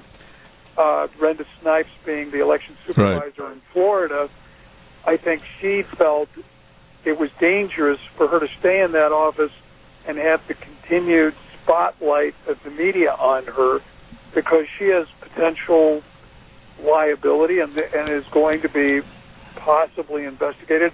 I hope that DeSantis does follow through and investigate her, and I hope they investigate all of these things, so that if someone did engage in what is essentially disenfranchising voters of their rights by cheating, I think they should be prosecuted to the full extent of the law, and they have to be. James, I don't mean to sound naive when I say this, but it's not really a partisan issue as to whether the Republicans are going to try to make them toe the line and do it fair or not. It's the law. I mean, come on, what happened to our law? And for people to say, well, we're going to go and sign up non-citizens. Well, first of all, that whole doggone election should be thrown out because of the illegitimacy of some of the names. It's the law. It's right and wrong, and we've got away from that in this country. Well, no, you're not naive, and we live in an era, you said we've gotten away from that. We live in an era where the law, the rule of law, is being destroyed intentionally. I mean, the whole notion of a sanctuary city is illegal. The whole notion of a sanctuary state is illegal. The way that the Democrats basically advocate dealing with the border with these so-called caravans is to disregard the rule of law. And it's the strangest thing. I mean, the Democrat Party wants to regulate everything. Here in California, they're regulating plastic straws. They have the straw police. But they don't want to regulate two things. They don't want to regulate voters and borders, because they want to keep the illegal immigration flow going, because they want to replace the population with people that they feel will vote for them even more assuredly. And secondly, they don't want any kind of reasonable voter fraud prevention, because they want to cheat. And so it's a terrible time for the rule of law right now. You know, I want to mention this to you, and I mentioned it to my last half-hour guest, and I want to get your response on this, James. Right now, we're hearing exactly the same verbiage that you and I and others have used in this country for a long time, like we're seeing an invasion with the caravanners, or we're saying the government needs to conduct background checks on the immigrants to make sure they don't have criminal records, or keep them out. Now, those aren't words this time from anybody in our country. They're coming from citizens of Mexico on the border at Tijuana, and they're voicing the same concerns now that they've had their feet burned as we have had. What are your thoughts? No, I mean, that's an illustration of just common sense. That the people in Tijuana would go out, and by the way, it's very dangerous to have public demonstrations in a place like Mexico, which is borderline banana republic. And so for those people to be motivated enough to do that shows just how serious this issue is. And yes, the elite media and the elites in this country are trying to set up a rubric where anyone who speaks the truth about the caravans is labeled a racist, a xenophobe, a Nazi, if you will. And so these people in Tijuana obviously are not racists. And the facts are the facts. These are not spontaneous groups of people seeking asylum.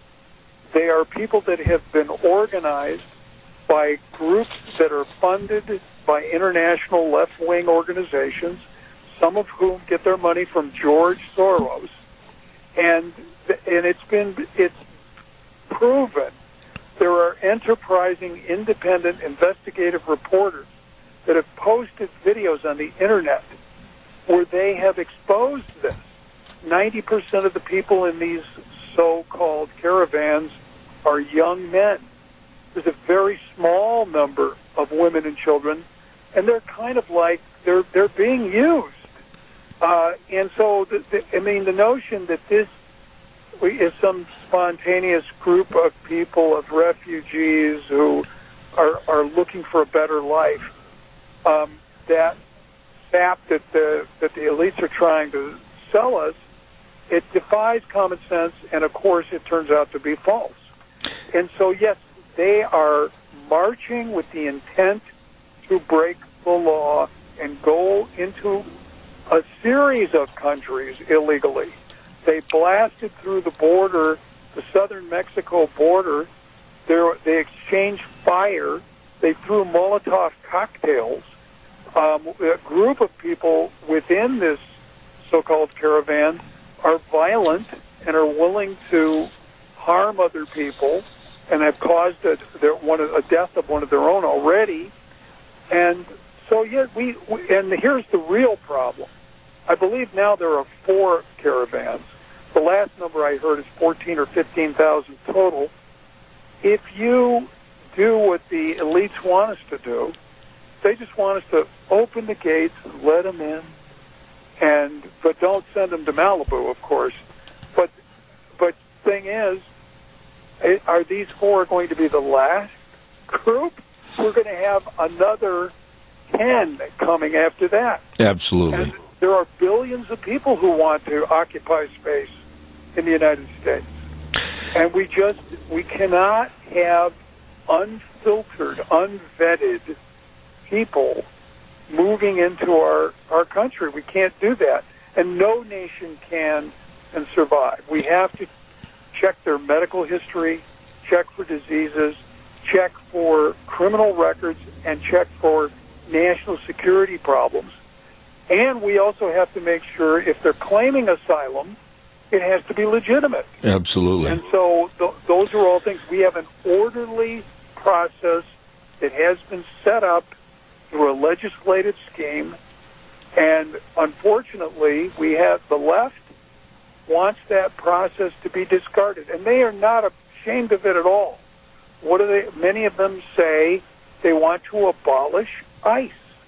They want to abolish the law enforcement that's responsible for just these issues, for maintaining our national security and for maintaining the integrity of our sovereignty. And people, we're not talking just about fringe candidates.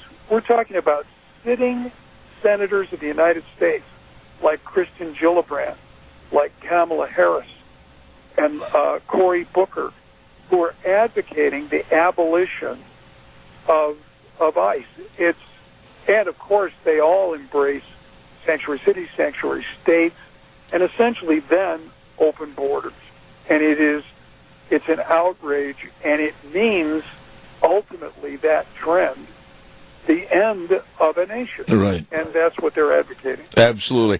You know, I'd be amiss if I didn't ask you this one question, and I've only got a minute and a half left, but several Hollywood actors have called for a boycott of Georgia's film industry after Republican Brian Kemp did beat officially Stacey Abrams, people like Alyssa Milano and Ron Perlman, etc.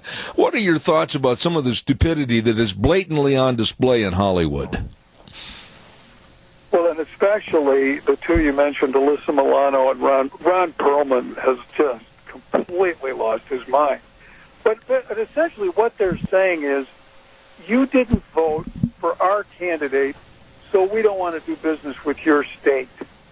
And, you know, to be perfectly honest, the business people in Hollywood, they will mouth the left-wing jargon, but at the end of the day, their livelihood, their job security is dependent on them making executive decisions. And the reason that production companies go to Georgia is that the state of Georgia is business-friendly. And unlike the state of California, which they no longer has as much production as it used to, and so they'll still go to Georgia, but I suspect some performers, particularly musical performers, virtue signaling will cancel their performance with a flourish at a press conference and will no longer go to Atlanta because of this supposed fictional voter suppression. And, of course, this is the opposite. This is what Saul Alinsky preached. Point your finger at people and accuse them of what you're doing. And this is exactly what's going on there. The left, the elites in the left, are pointing their finger at Georgia and accusing them of voter suppression when, in fact, they were engaged in with trying to get Stacey Abrams in office illegally. Right. With this perpetual recounting. Counting till we win is the strategy. Absolutely. Ladies and gentlemen, I'm very proud to have this gentleman on my program on a frequent basis, and now I want to urge you to check out his new Christmas album called Where Christmas Lives. Go to jamesherson.com. I'm going to get a copy. James, I wish you the best, and may I say, Happy Thanksgiving, and then Merry Christmas. Thanks for being on the program. Well, same to you, Zeb. Have a wonderful, blessed Thanksgiving, and if I don't talk to you, Merry Christmas. Thank you, sir. James Herson, attorney, writer, political analyst, and singer. And I didn't know about it until a couple of days ago. And I wish you well, singing some of the old Christmas songs. Where Christmas Lives, jamesherson.com. Thank you very much. We got to get to the weather forecast. And the weather brought to you this hour by Phillips, Oaks, Goodwin, Crane, and Company. And they have been providing accounting services to the Mini-Cash area for well over 50 years. Absolutely the best of tax return preparation, business consulting, payroll services, retirement planning, and it's really getting close to the end of the year, and you better make sure you've got your tax records ready for your business. And if you run a business, do you know about the new Section 199A business deduction that will affect your company? Well, you better find out more. Get a hold of them today. Make an appointment. Phillips, Oaks, Goodwin, Crane, and Company, serving you in Burley and Rupert. Right now, here's Gina with the weather.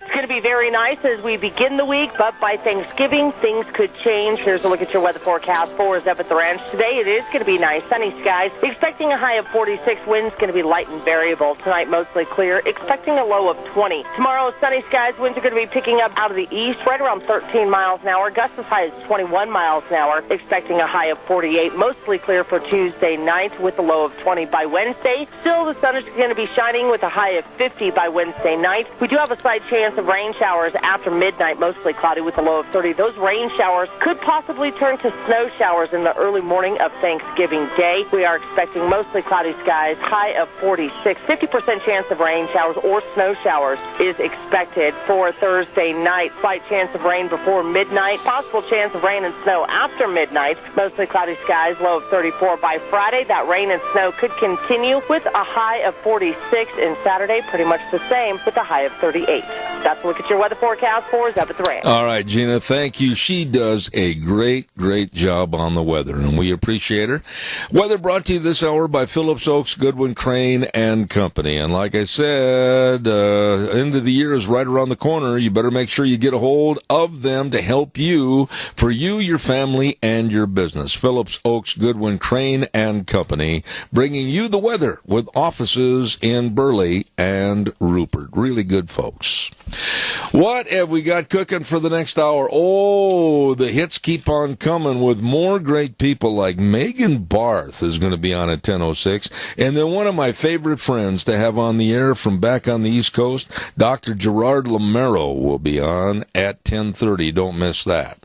Want to remind you, too, about Cameron and Siemens Insurance, Highway 24 in Rupert. When you think about life insurance and health insurance, you'd better think about these folks that really care about your situation for your family and your business. So please remember, they are very dedicated and responsive and accessible to serving you. The only thing you've got to do is just basically call the number, make an appointment, and start the ball rolling. Absolutely. 436-4424. That number again, 436-4424. Cameron and Siemens Insurance, Highway 24 in Rupert. Really caring people. I've got a couple of public service announcements I need to get on the air here really quick. The Cassia Regional Christmas Party is going to be November 30th from 5 to 8 p.m. in the front lobby of Cassia Regional, and it's going to really be decorated. They're going to have a giant gingerbread house, all kinds of goodies. Don't forget to be there on November 30th from 5 p.m. to 8 p.m., Cassia Regional Christmas Party. Caller, I've got exactly 30 seconds, real fast. Go.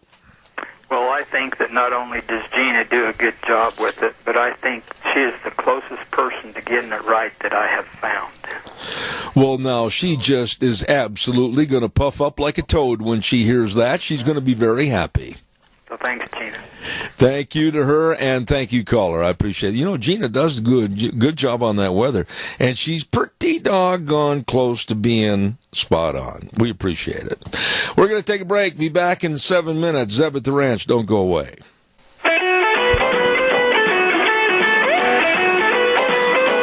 Thank you very much, and welcome back. Zeb at the Ranch on a Monday morning. Good morning to you and yours. Brought to you by our major sponsor, your Magic Valley Les Schwab Tire Centers, all 7 locations serving you. Get ready for wintertime driving. You better stop in and see them today.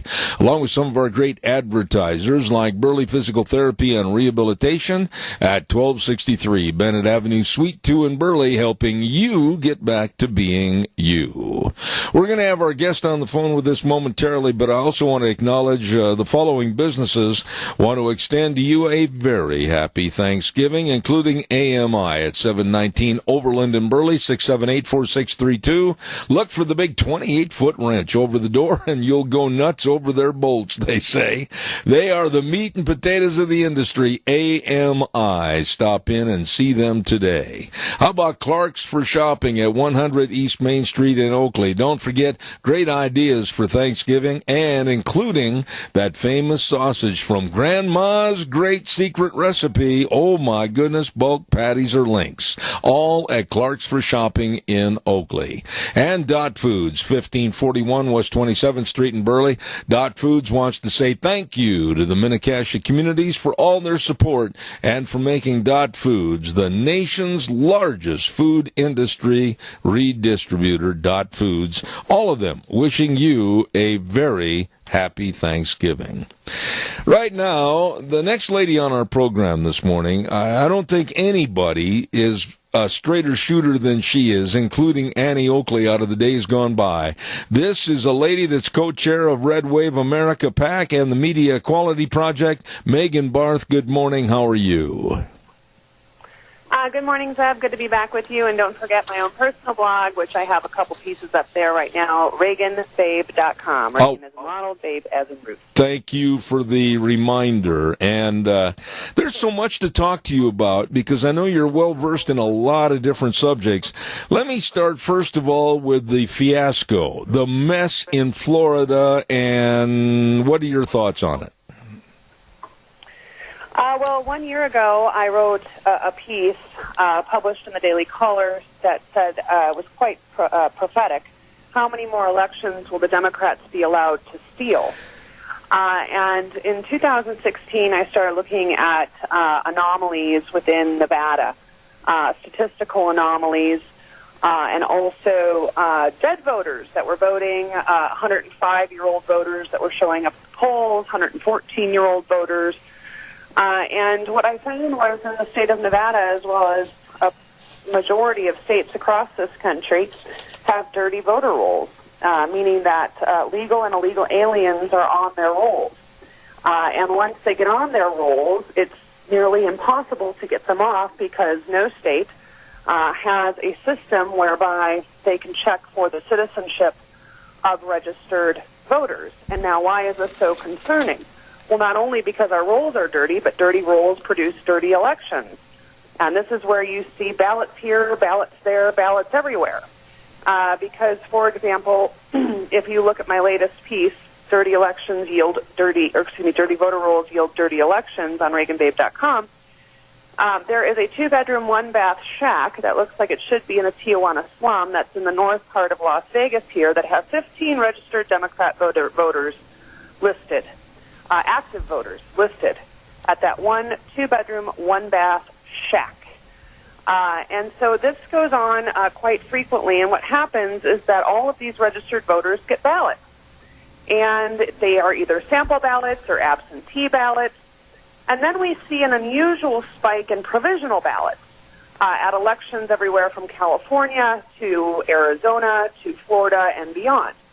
Now, I've been told by plenty of poll workers that provisional ballots used to be extraordinarily rare. I had one poll watcher say, geez, I watched polls for 3 years, and I might have given out maybe a half a dozen ballots over those 3 years. Now, provisional ballots are ballots that are given to people who show up at the wrong polling location. Mm-hmm. They are given to people who aren't registered to vote or not on the registry. They are given to people who don't have an ID proving who they are or saying who they are. So if I go up and say, hi, my name is Nancy Wolf, they said, well, do you have an ID to prove that? Nope. Okay, well, here's a provisional ballot, Nancy. Go ahead. They're also given provisional ballots in case the signatures don't match. And when we look at Florida and Arizona and Nevada and California, hundreds of thousands of provisional ballots found or need to be checked. And then, of course, we have the mystery of found ballots, 500,000 found ballots in Maricopa County. I mean, the Democrats used to say, oh, we found ballots in the trunk of a car in Minnesota. And so since that works, now the numbers have just become exponential. And so what needs to happen, and I'm not going to hold my breath because as I've been talking about this for 2 years, I found that there's absolutely zero political will to do anything about it. But Brenda Snipes should, instead of be on CNN giving interviews, she should be sitting in a jail cell awaiting her trial for violating the Florida and federal Constitution of election laws. Violating the Constitution is a euphemistic term or phrase for breaking the law. And so unless Pam Bondi, who's a Republican, or Ron DeSantis, who's a Republican, presses charges against Brenda Snipes, she will keep empowering the system and the individuals that are corrupting every person's right to vote and disenfranchising the citizens' voice. You know, you say this with great authority, and I couldn't agree with you more. But I'm also very concerned with the planting of the seeds of chaos in this election is going to carry over and grow into a cancer going into 2020. The election was fraud and fraudulent. We didn't win because of this, that, or the other. I see nothing but chaos continuing into 2020 if something isn't done now. Oh, you're absolutely right. It's going to continue. Of course, unless the Democrats win, then the system will be perfectly fine. The Democrats nearly stole Florida, and they would have stolen Florida if someone didn't catch them. For those on the right and the left to call Brenda Snipes incompetent are completely ignorant. You can't be incompetent and have run a 15-year fraudulent ring so effectively well and have a system in place that's so chaotic it actually works for you. You can't lose with 2,000 ballots. And that's exactly what Brenda Snipes did. What we witnessed here in the midterms is simply a dress rehearsal. I have said a long time that the fraud is already baked into the bread. They just haven't figured out how to make the best loaf yet. Well, they've nearly perfected the baking process. And we are witness to this, again, in all of these states that have questionable found ballots. And when we see California, for example, with 140% more registered voters in L.A. County than exists, you would think that that would be an indication of potential fraud, but it's never investigated. And so what I have called for is a national voter ID. I'm not for subsidies, but I would certainly subsidize this initiative that would say, every person that is a citizen that wants to vote must come, prove who they are, prove that they're a citizen. We'll take your fingerprint, and we're going to put that fingerprint and your picture in a national voter ID. And you will use this at every poll, and it will be renewed annually. This is exactly what Mexico does. So there is definitely a formula and a process in which to do this. But right now we have an out-of-control process, a voting system that's out of control, a voter registration system that is completely, entirely out of control, and it's only going to metastasize into something much greater, especially if the Democrats lose. They already have convinced millions of Americans that Russians stole the 2016 election. We'll have to see what their new excuse is when they and if they lose in 2020. But, Megan, it cannot be cleaned up, I think, with partisan politics. It can't be the Democrats. It won't be the Republicans. It's got to be a groundswell of absolute outcry and hatred from people like you and me and the common Joe American citizen. We've got to start saying, clean it up or else. It's got to start with the people. Well, I agree with you, but we're only as good as our elected officials. We've empowered them to actually enforce the law. And if they aren't going to enforce the law, then what good is another law and what good is the law? We take Florida, for example. If Ron DeSantis and Pam Bondi, no matter if they were Democrat or Republican, don't press charges against Brenda Snipes, that will send a message loud and clear to all of the criminals who are corrupting the voter system, the voting system. So until charges are filed and she has made a national example of not incompetence, but of criminality, then I literally don't know how else we can at least start. However, I'm taking it upon myself again. Okay, I'm a little person here in Nevada with a big microphone, right?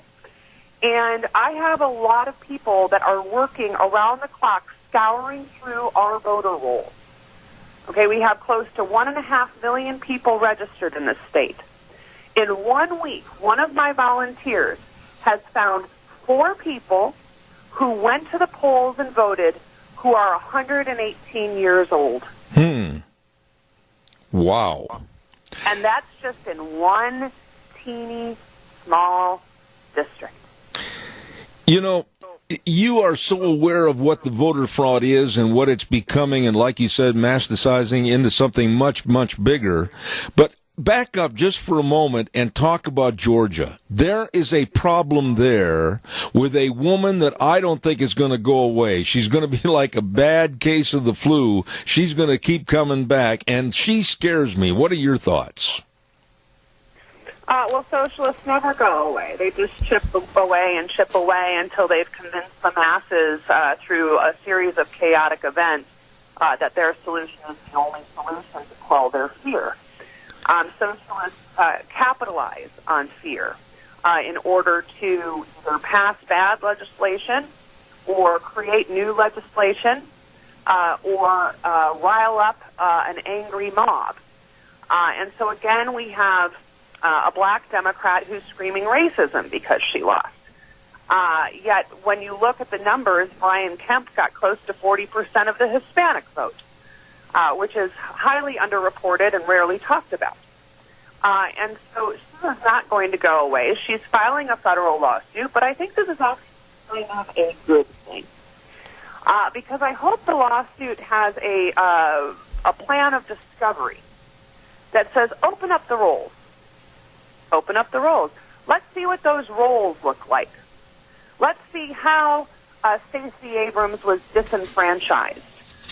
Were there more Republicans registered than exist? Were there more Republicans on the rolls in certain counties than exist? If the Democrats want to talk about unfair elections and disenfranchisement and voter fraud, I'm all for it. Let's talk about it. And I'd like to flip the narrative on them and say, you say that voter fraud doesn't exist, then prove it. Prove it doesn't exist. Prove it's a conspiracy theory of the right. But yet now we have Stacey Abrams saying that, well, some kind of fraud exists because she lost. Yeah. Well, it all boils down to voter fraud. It all boils down to whether or not Brian Kemp was removing honorable registered voters that should be on the rolls, and he removed them, and now they're not on the rolls. So I kind of see a silver lining around this new created chaos by Stacey, that it might actually work in our favor.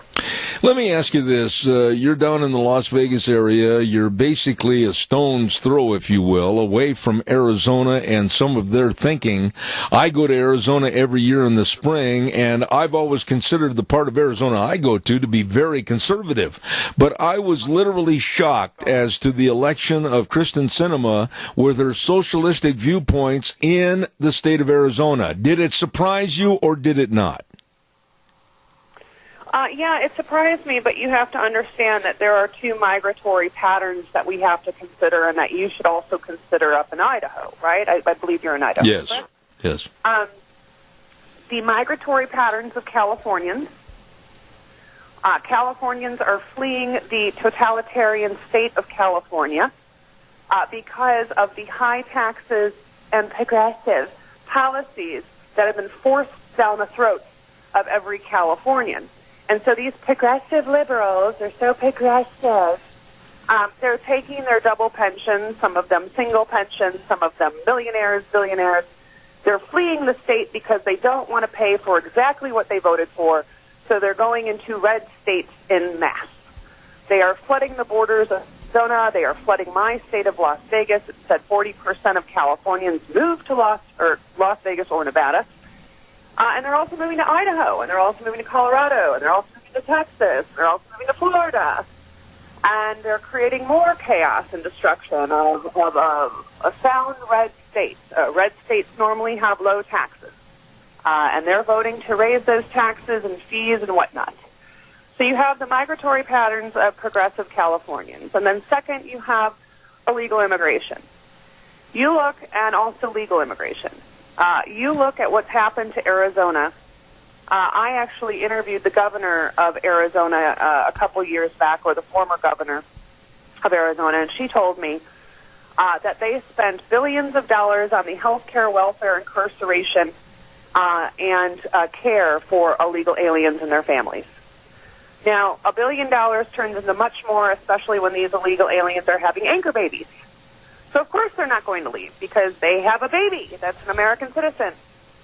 And so the birthright citizenship should be absolutely struck down, and it should be struck down by Trump.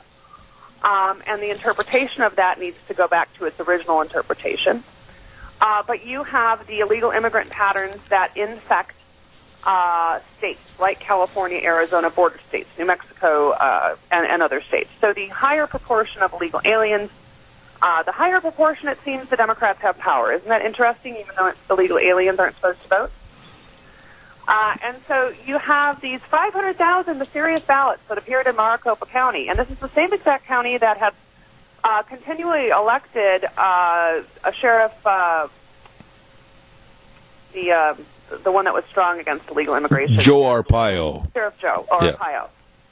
So you're telling me that this same county, who came out en masse for decades and elected Joe Arpaio, all of a sudden flipped and elected a socialist, a radical socialist who said Americans should go join the Taliban?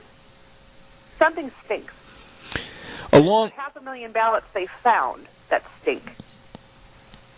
Absolutely, couldn't agree more. Along with this, and I might not get a chance to visit with you in the next couple of days, but I do want a short response about your thoughts. We're hearing and seeing the same kind of verbiage being used by residents of Tijuana that we have said in this country for a long time, like, don't come in, you're an invasion, or we need to have background checks. All these things I've said on my program numerous times. Now the same things are being said by citizens of Tijuana against the caravanners. And what are your thoughts about what's going on the border?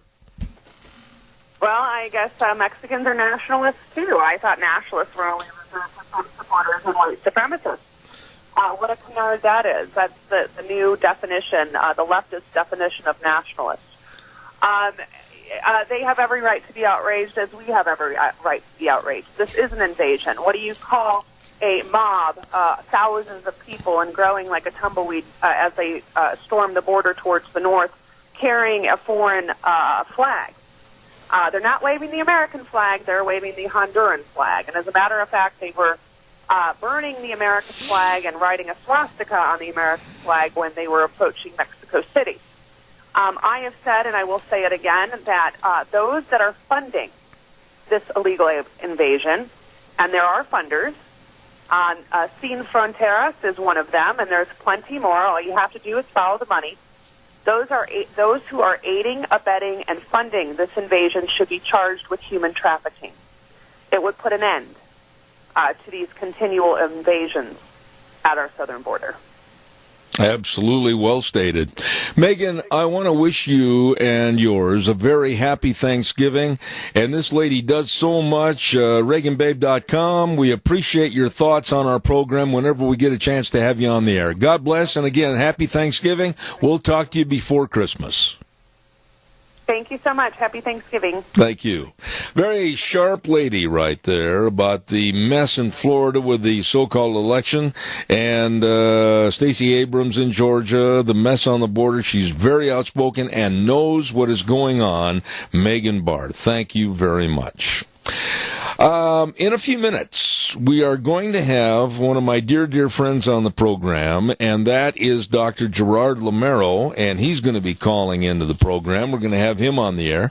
I want to remind you, I've got a couple of messages I need to get on the air. First of all, the Rupert United Methodist Church at 605 H Street in Rupert is hosting their annual community concert featuring A.F. Sharp's American Falls Community Choir on Monday, December 10th at, it's going to be right there at the church, and it's directed by Dan Bowman, and that's going to be at the Rupert United Methodist Church on Monday, December the 10th. Don't forget, it's going to be at 7:30 p.m.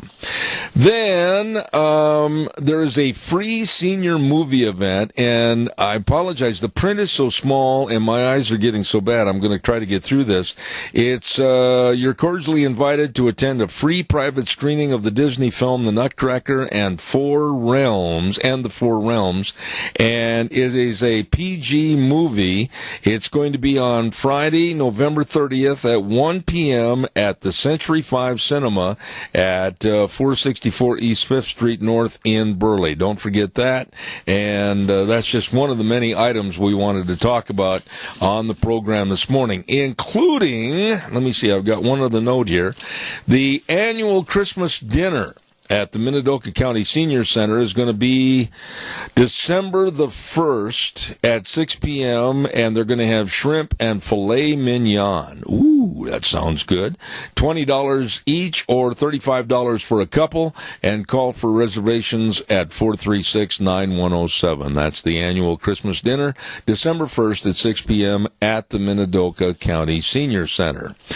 There, I'll catch up on more of our public service announcements. We have many going into the holidays. This is Thanksgiving week. Thursday, of course, we will not be on the air because of Thanksgiving, and we want to extend to you and your family and all your friends and neighbors out there a very, very happy Thanksgiving. Let me see. Oh, quickly, I've got to remind you on Thursdays, we have a segment called Cassia County School Days. Not going to be on the program this week because we're not going to be on the air. But we want to acknowledge that the major sponsor of Cassia County School Days is, of course, our friends at A Child's World at 1308 Overland in Burley. All the clothes from newborn to size 16, and they've got all the Cherokee scrubs and the shoes, the games, the toys, the puzzles, everything for you and your family at, like I said, a family store. A Child's World, 1308 Overland in Burley. You be sure and stop in and see those good folks today. Right now, we are going to send it back over to Wheels for the next couple of minutes over at our main studios at K-Bar, and we're going to be back with much more and Dr. Gerard Lamero in just a few minutes. Stay tuned. And now, back to Zeb at the Ranch on AM 1230 KBAR. To reach Zeb, call 436-2244 or toll free 1-866-927-4587. And now, here is Zeb Bell. There are many, many guests that I have on during the course of a year, and many that I ask to come back during many times during the course of the year, and this man is one of them. And I have a lot of respect for his ability to not only prognosticate what's going on politically, but also he is absolutely one of my favorite authors with the latest book, More Great News for America. I say good morning to author, political analyst, and expert, and that's Dr. Gerard Lamero. Good morning, sir. How are you? I am doing fantastic. It's great to be with you. I always love talking to you.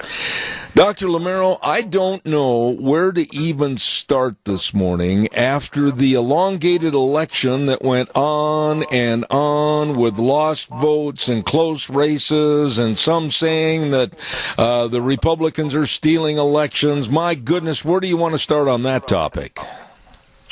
Well, you know, I think the data that we're seeing, it's looking very suspicious. Like I hate to accuse people of things, innocent till proven guilty, but it's looking more and more like any time the Democrats contest an election, ballots come out of nowhere, and then they suddenly are winning, even though they started out like probably losing.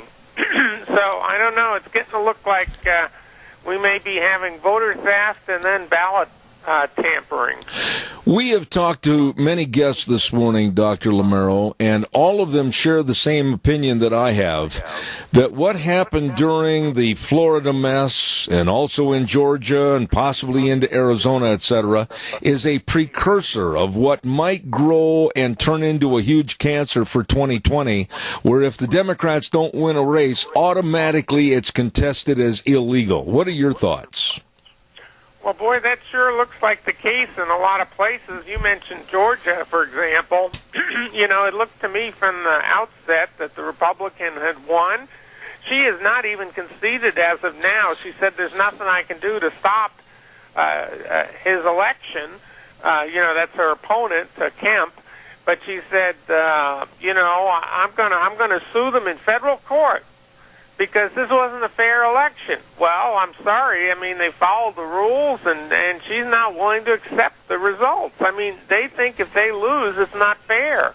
So maybe it's like they're like kids growing up where they got to win the trophy, you know, and it's ridiculous. I think it's also, you know, they talk about themselves being Democrat socialists. I don't think they're Democrats, because Democratic people are supposed to honor elections. What about the case in Broward County? And, Wills, we got a little bit of feedback on the line here this morning, please. What about the case in Broward County with Brenda Snipes and all the illegalities, the lost votes, etc.? It's getting worse and worse all the time.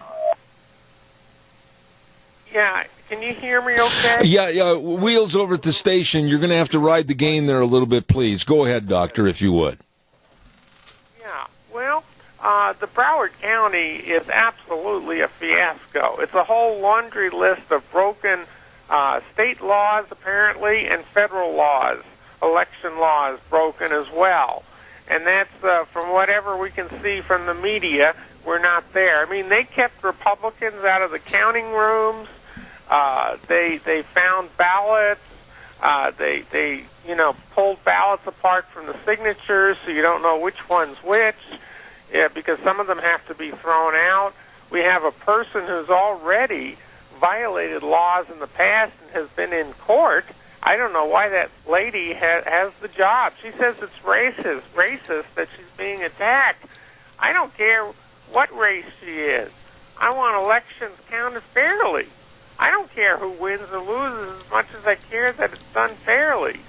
And I'll tell you, of course I do care ultimately, but it's more important to be fair, even if we lose. But to say racist is ridiculous. This is just absolute incompetence or else absolute fraud. Let me ask you more about that in regards to Brenda Snipes. And I guess I'm pretty plain and simple. I am very appreciative of the great people that we have running our elections here in our state.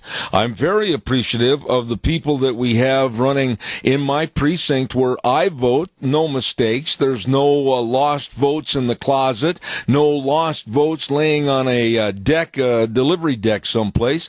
What is so hard about managing a polling place and counting 1, 2, 3, 4 until you get the final outcome? I don't understand the difficulty.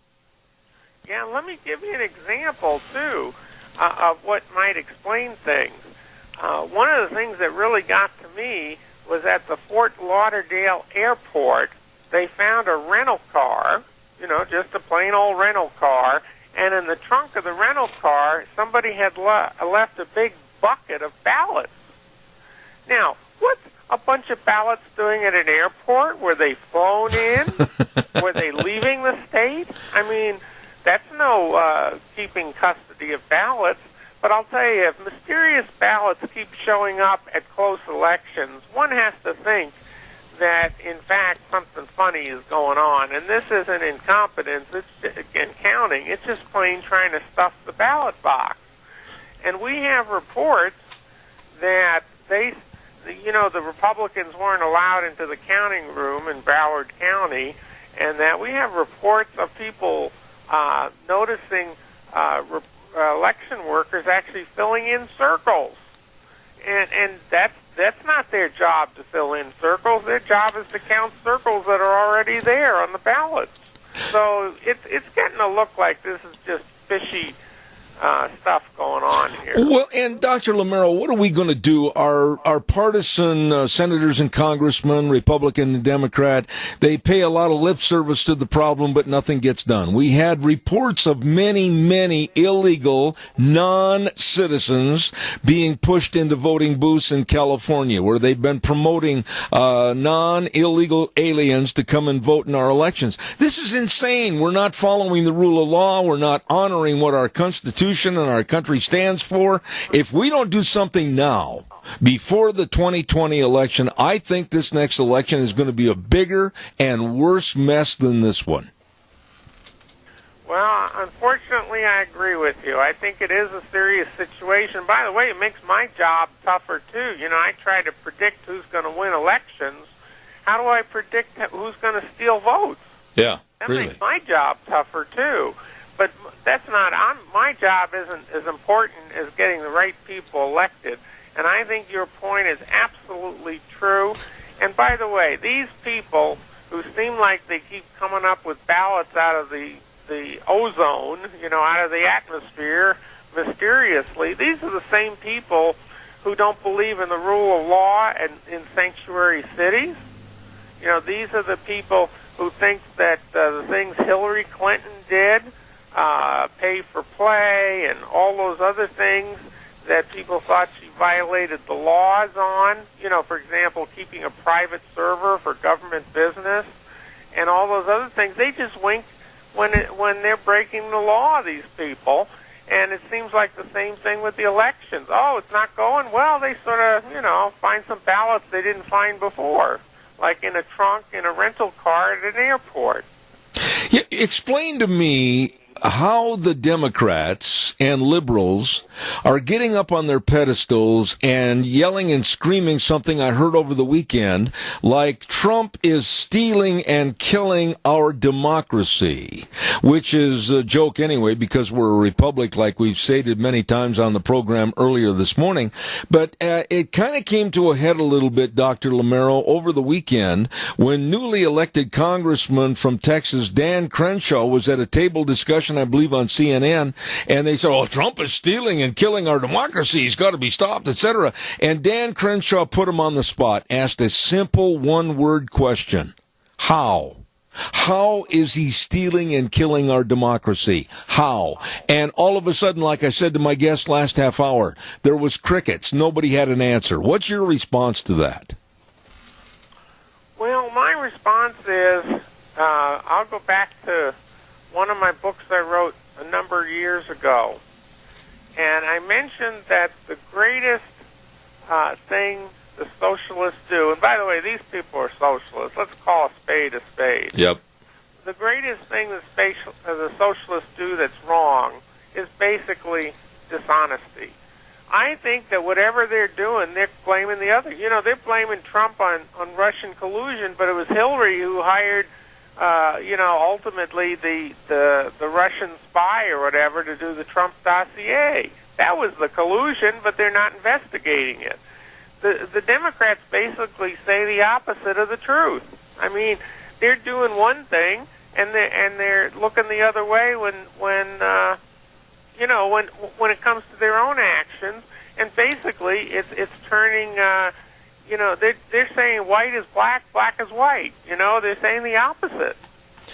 What about, you had predicted, and I'm certainly not trying to put you on the spot because I did not see the Democrat takeover of the House. I didn't see it. I didn't think it would happen. But now that they are taking over the House, do you think that some vein of common sense might prevail and they might try to legislate and work for their constituents? Or do you see nothing but investigate, and try to incriminate? Yes, I do not see them doing anything legitimate whatsoever. And if they did try to pass some sort of liberal, left-wing, socialist, radical, Marxist legislation, our good senators, who are now a little bit stronger with a few more conservatives and a few less liberals there, they're going to turn it down. So nothing the House does would get through anyway. I mean, let's face it. The Senate's not going to pass their kind of stuff, and they're not going to pass some Marxist socialist programs. They're not. So, no, I expect all they're going to do is focus on getting rid of Trump. I think they're going to try to investigate. They're going to try to resist everything he does. Here he appoints a temporary attorney general, Matt Whitaker. And what are they doing? They're taking him to court, saying he can't appoint somebody temporarily, and it's clearly in the Vacancy Act that the president can do that. So all they're doing is trying to take him to court. And the best thing the Republicans do right now is try to educate the American people on these people and what they are after. That they want to take over the country, they want to get rid of the Constitution, they want to follow the laws that they make, that they dream up, not the laws that are on the books. And let's face it, they want to control the White House. They want to control the country. They've never never accepted that Hillary didn't get the election. So I think you're just going to see them tearing out after Trump, trying to damage him and trying to make sure he can't get reelected.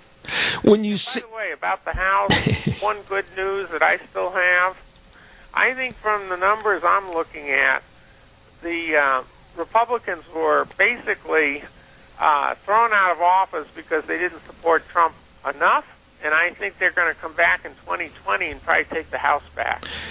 When you say all these things and you write about and speak about all these things political as to the denigration of our partisan politics, it's turned into nothing more than, I think, a free-for-all, kind of a blood sport. What are your observations for the future? Are we to a point where we can't climb out of this cesspool, or is there hope? Well, that is a very good question. We're fighting for our survival. There's no question. The American people, from all of my study, really don't want it to go socialist. They don't want to have this chaos that the Democrats are creating and the left is creating and the media is creating. They don't want this. They want the Constitution. They want freedom. They want to carry sidearms. You know, they want to. They want their freedom of speech in colleges. They're not getting what they want because the Democrats want power. They want to change this into a socialist Marxist country. They're getting more and more honest. They used to hide it, but now they're just coming out and telling you what they want because they think they're close to getting it. So I really believe that the best thing we can do is educate everybody and say, hey, you know, get off your couch, get off your chair, go out and do stuff. You know, let other people know what's going on. Make sure you vote. We've got to tell people this is serious stuff. And the other thing that would be really good, really help, if we could possibly pass within different states or nationally, but now with the Democrats it wouldn't pass nationally in the House, would be voter ID laws. Yes. We've got to put a lid on fake people, you know, people, fake meaning fake citizens, illegal immigrants voting. We can't have millions of people voting who aren't authorized to vote, who don't know what they're voting for. Some of them may not even speak English or know who the candidates are.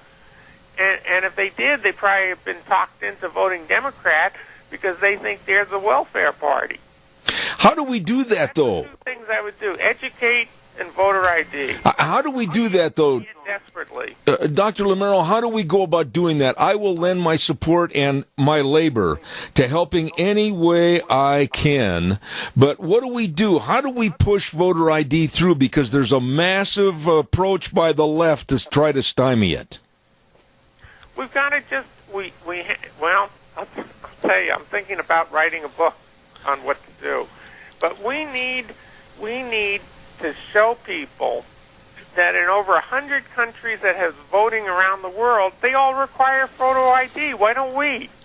I mean, it's so obvious. You get on an airplane, you got to pull out your photo ID. They don't let you on the plane.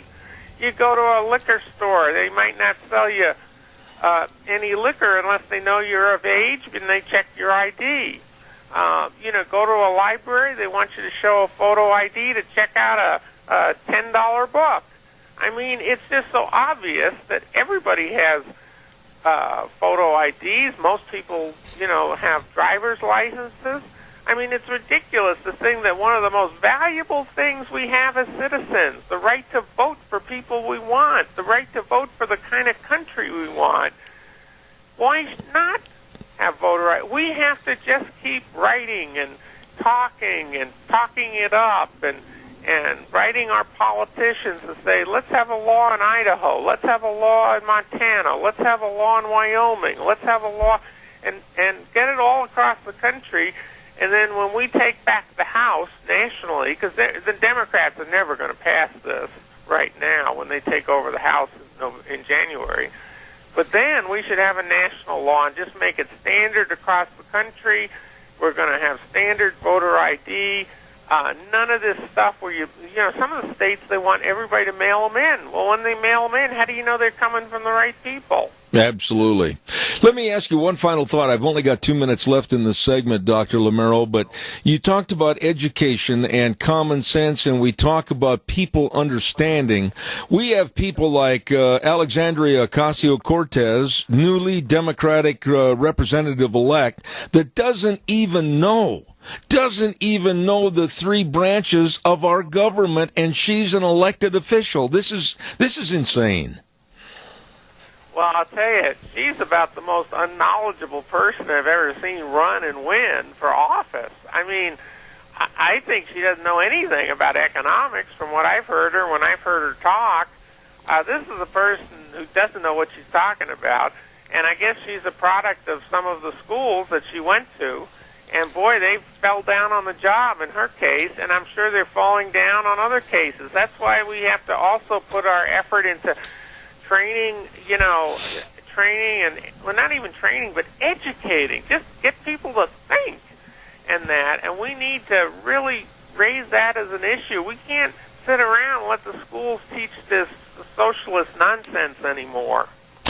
Doctor, I want to extend to you and your family a very happy Thanksgiving leading into the Christmas holidays, where we wish you a Merry Christmas. Hopefully we'll have you back on before then, but with the great books like the latest, More Great News for America, thank you and God bless you for taking time to come on our program. Well, God bless you and all your wonderful listeners. And I think you have a great show, and do whatever you can to help this nation. Dr. Gerard Lamero, a true friend of this program. Thank you, sir. God bless. Thank you. God bless. I really enjoy having him on the program. He is a straight shooter, and we appreciate him. Dr. Gerard Lamero, author of many books, and believe me, knows exactly what's going on in politics today.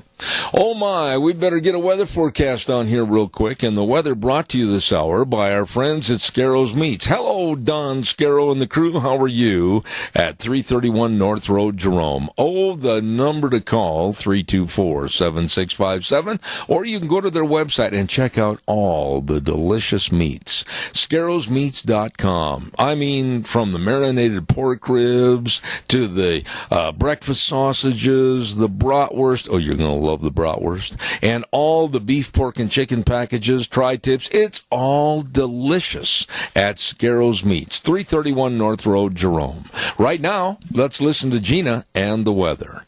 It's going to be very nice as we begin the week, but by Thanksgiving, things could change. Here's a look at your weather forecast for Zeb at the Ranch today. It is going to be nice, sunny skies. Expecting a high of 46. Winds going to be light and variable. Tonight, mostly clear. Expecting a low of 20. Tomorrow, sunny skies. Winds are going to be picking up out of the east, right around 13 miles an hour. Gusts as high as 21 miles an hour. Expecting a high of 48. Mostly clear for Tuesday night with a low of 20 by Wednesday. Still, the sun is going to be shining with a high of 50 by Wednesday night. We do have a slight chance of rain showers after midnight, mostly cloudy with a low of 30. Those rain showers could possibly turn to snow showers in the early morning of Thanksgiving Day. We are expecting mostly cloudy skies, high of 46. 50% chance of rain showers or snow showers is expected for Thursday night. Slight chance of rain before midnight. Possible chance of rain and snow after midnight. Mostly cloudy skies, low of 34 by Friday. That rain and snow could continue with a high of 46, and Saturday pretty much the same with a high of 38. That's a look at your weather forecast for Zeb at the Ranch. Wasn't that many days ago, and the weather forecast was sunny and 65 to 70. Well, it's not like that now, is it? Well, it's Thanksgiving week, and we're bound to see some of the seasonal weather move in, and the weather brought to you this hour by Scarrows Meats, 331 North Road, Jerome, with Don Scarrow and the crew. Don't forget, they are changing the way we eat, one delicious bite at a time at Scarrows Meats. What do we got cooking for tomorrow on the program? Well, I'll tell you what. We've got an open forum for the first hour from 8:06 to 9. And then my dear friend, Frosty Woldridge, is going to be on the air tomorrow. We're really going to get into this mess down on the border at Tijuana. And then, of course, Stoats Ag Minutes. And then Dr. History will come into the studio at 10:06. And then we've got Rachel Alexander rounding out our guests at 10:30 tomorrow morning. So lots lots of really good people coming on the program tomorrow, including all your great phone calls. So we open the phone lines and say, come on in, the water's fine. We'd love to have your opinion. By the way, we want to say a great big shout out and a thank you to our major sponsor. They do such a wonderful job, and that's, of course, all 7 of your Magic Valley Les Schwab tire centers. Oh, my goodness sakes, they've got all the different tires, all the different tread designs, sizes, etc. for your wintertime driving. You stop in and check it out today. Whether you need tires for your car, your SUV, your pickup, trailers, whatever, they've got all the tires and the ability to make sure they match up what you need for your driving. And don't forget, too, the best in brake service. Absolutely highly trained brake technicians that can and will help you to make sure that when you say, whoa, you're going to stop. I guarantee it. And don't forget, too, front end alignment, shocks and struts and batteries. So you stop in and see the people that really care and provide service. Lane and Rupert, Dave on Blue Lakes and Twin, Mike and Buell, Mike and Jerome, the Twist family in Paul, Daniel on Pole Line in Twin Falls, and my buddy Randy on Overland in Burley. Absolutely the best. Your Magic Valley Les Schwab Tire Centers. That's going to do it for today for us. And we're going to put it back in the box and open it up again tomorrow morning at 8:06. I want to remind you that if you want, I've had so many people contact us for our blog, our weekly blog, Cow Pies and Coffee Cups. Don't forget to go to zebbell.com, put the information in there, and we'll make sure we get it to you. And then for those that are outside the area, we've had a lot of requests too. Go to zebbell.com and click on the audio, and you can hear it anywhere in the world. And we're very thankful for our worldwide audience. We got people all over the globe listening. Until tomorrow morning at 8:06, we always say the way things were are the way things ought to be. And, of course, the world needs more cowboys. We'll see you tomorrow morning at 8:06. Zeb at the Ranch, you have a great day.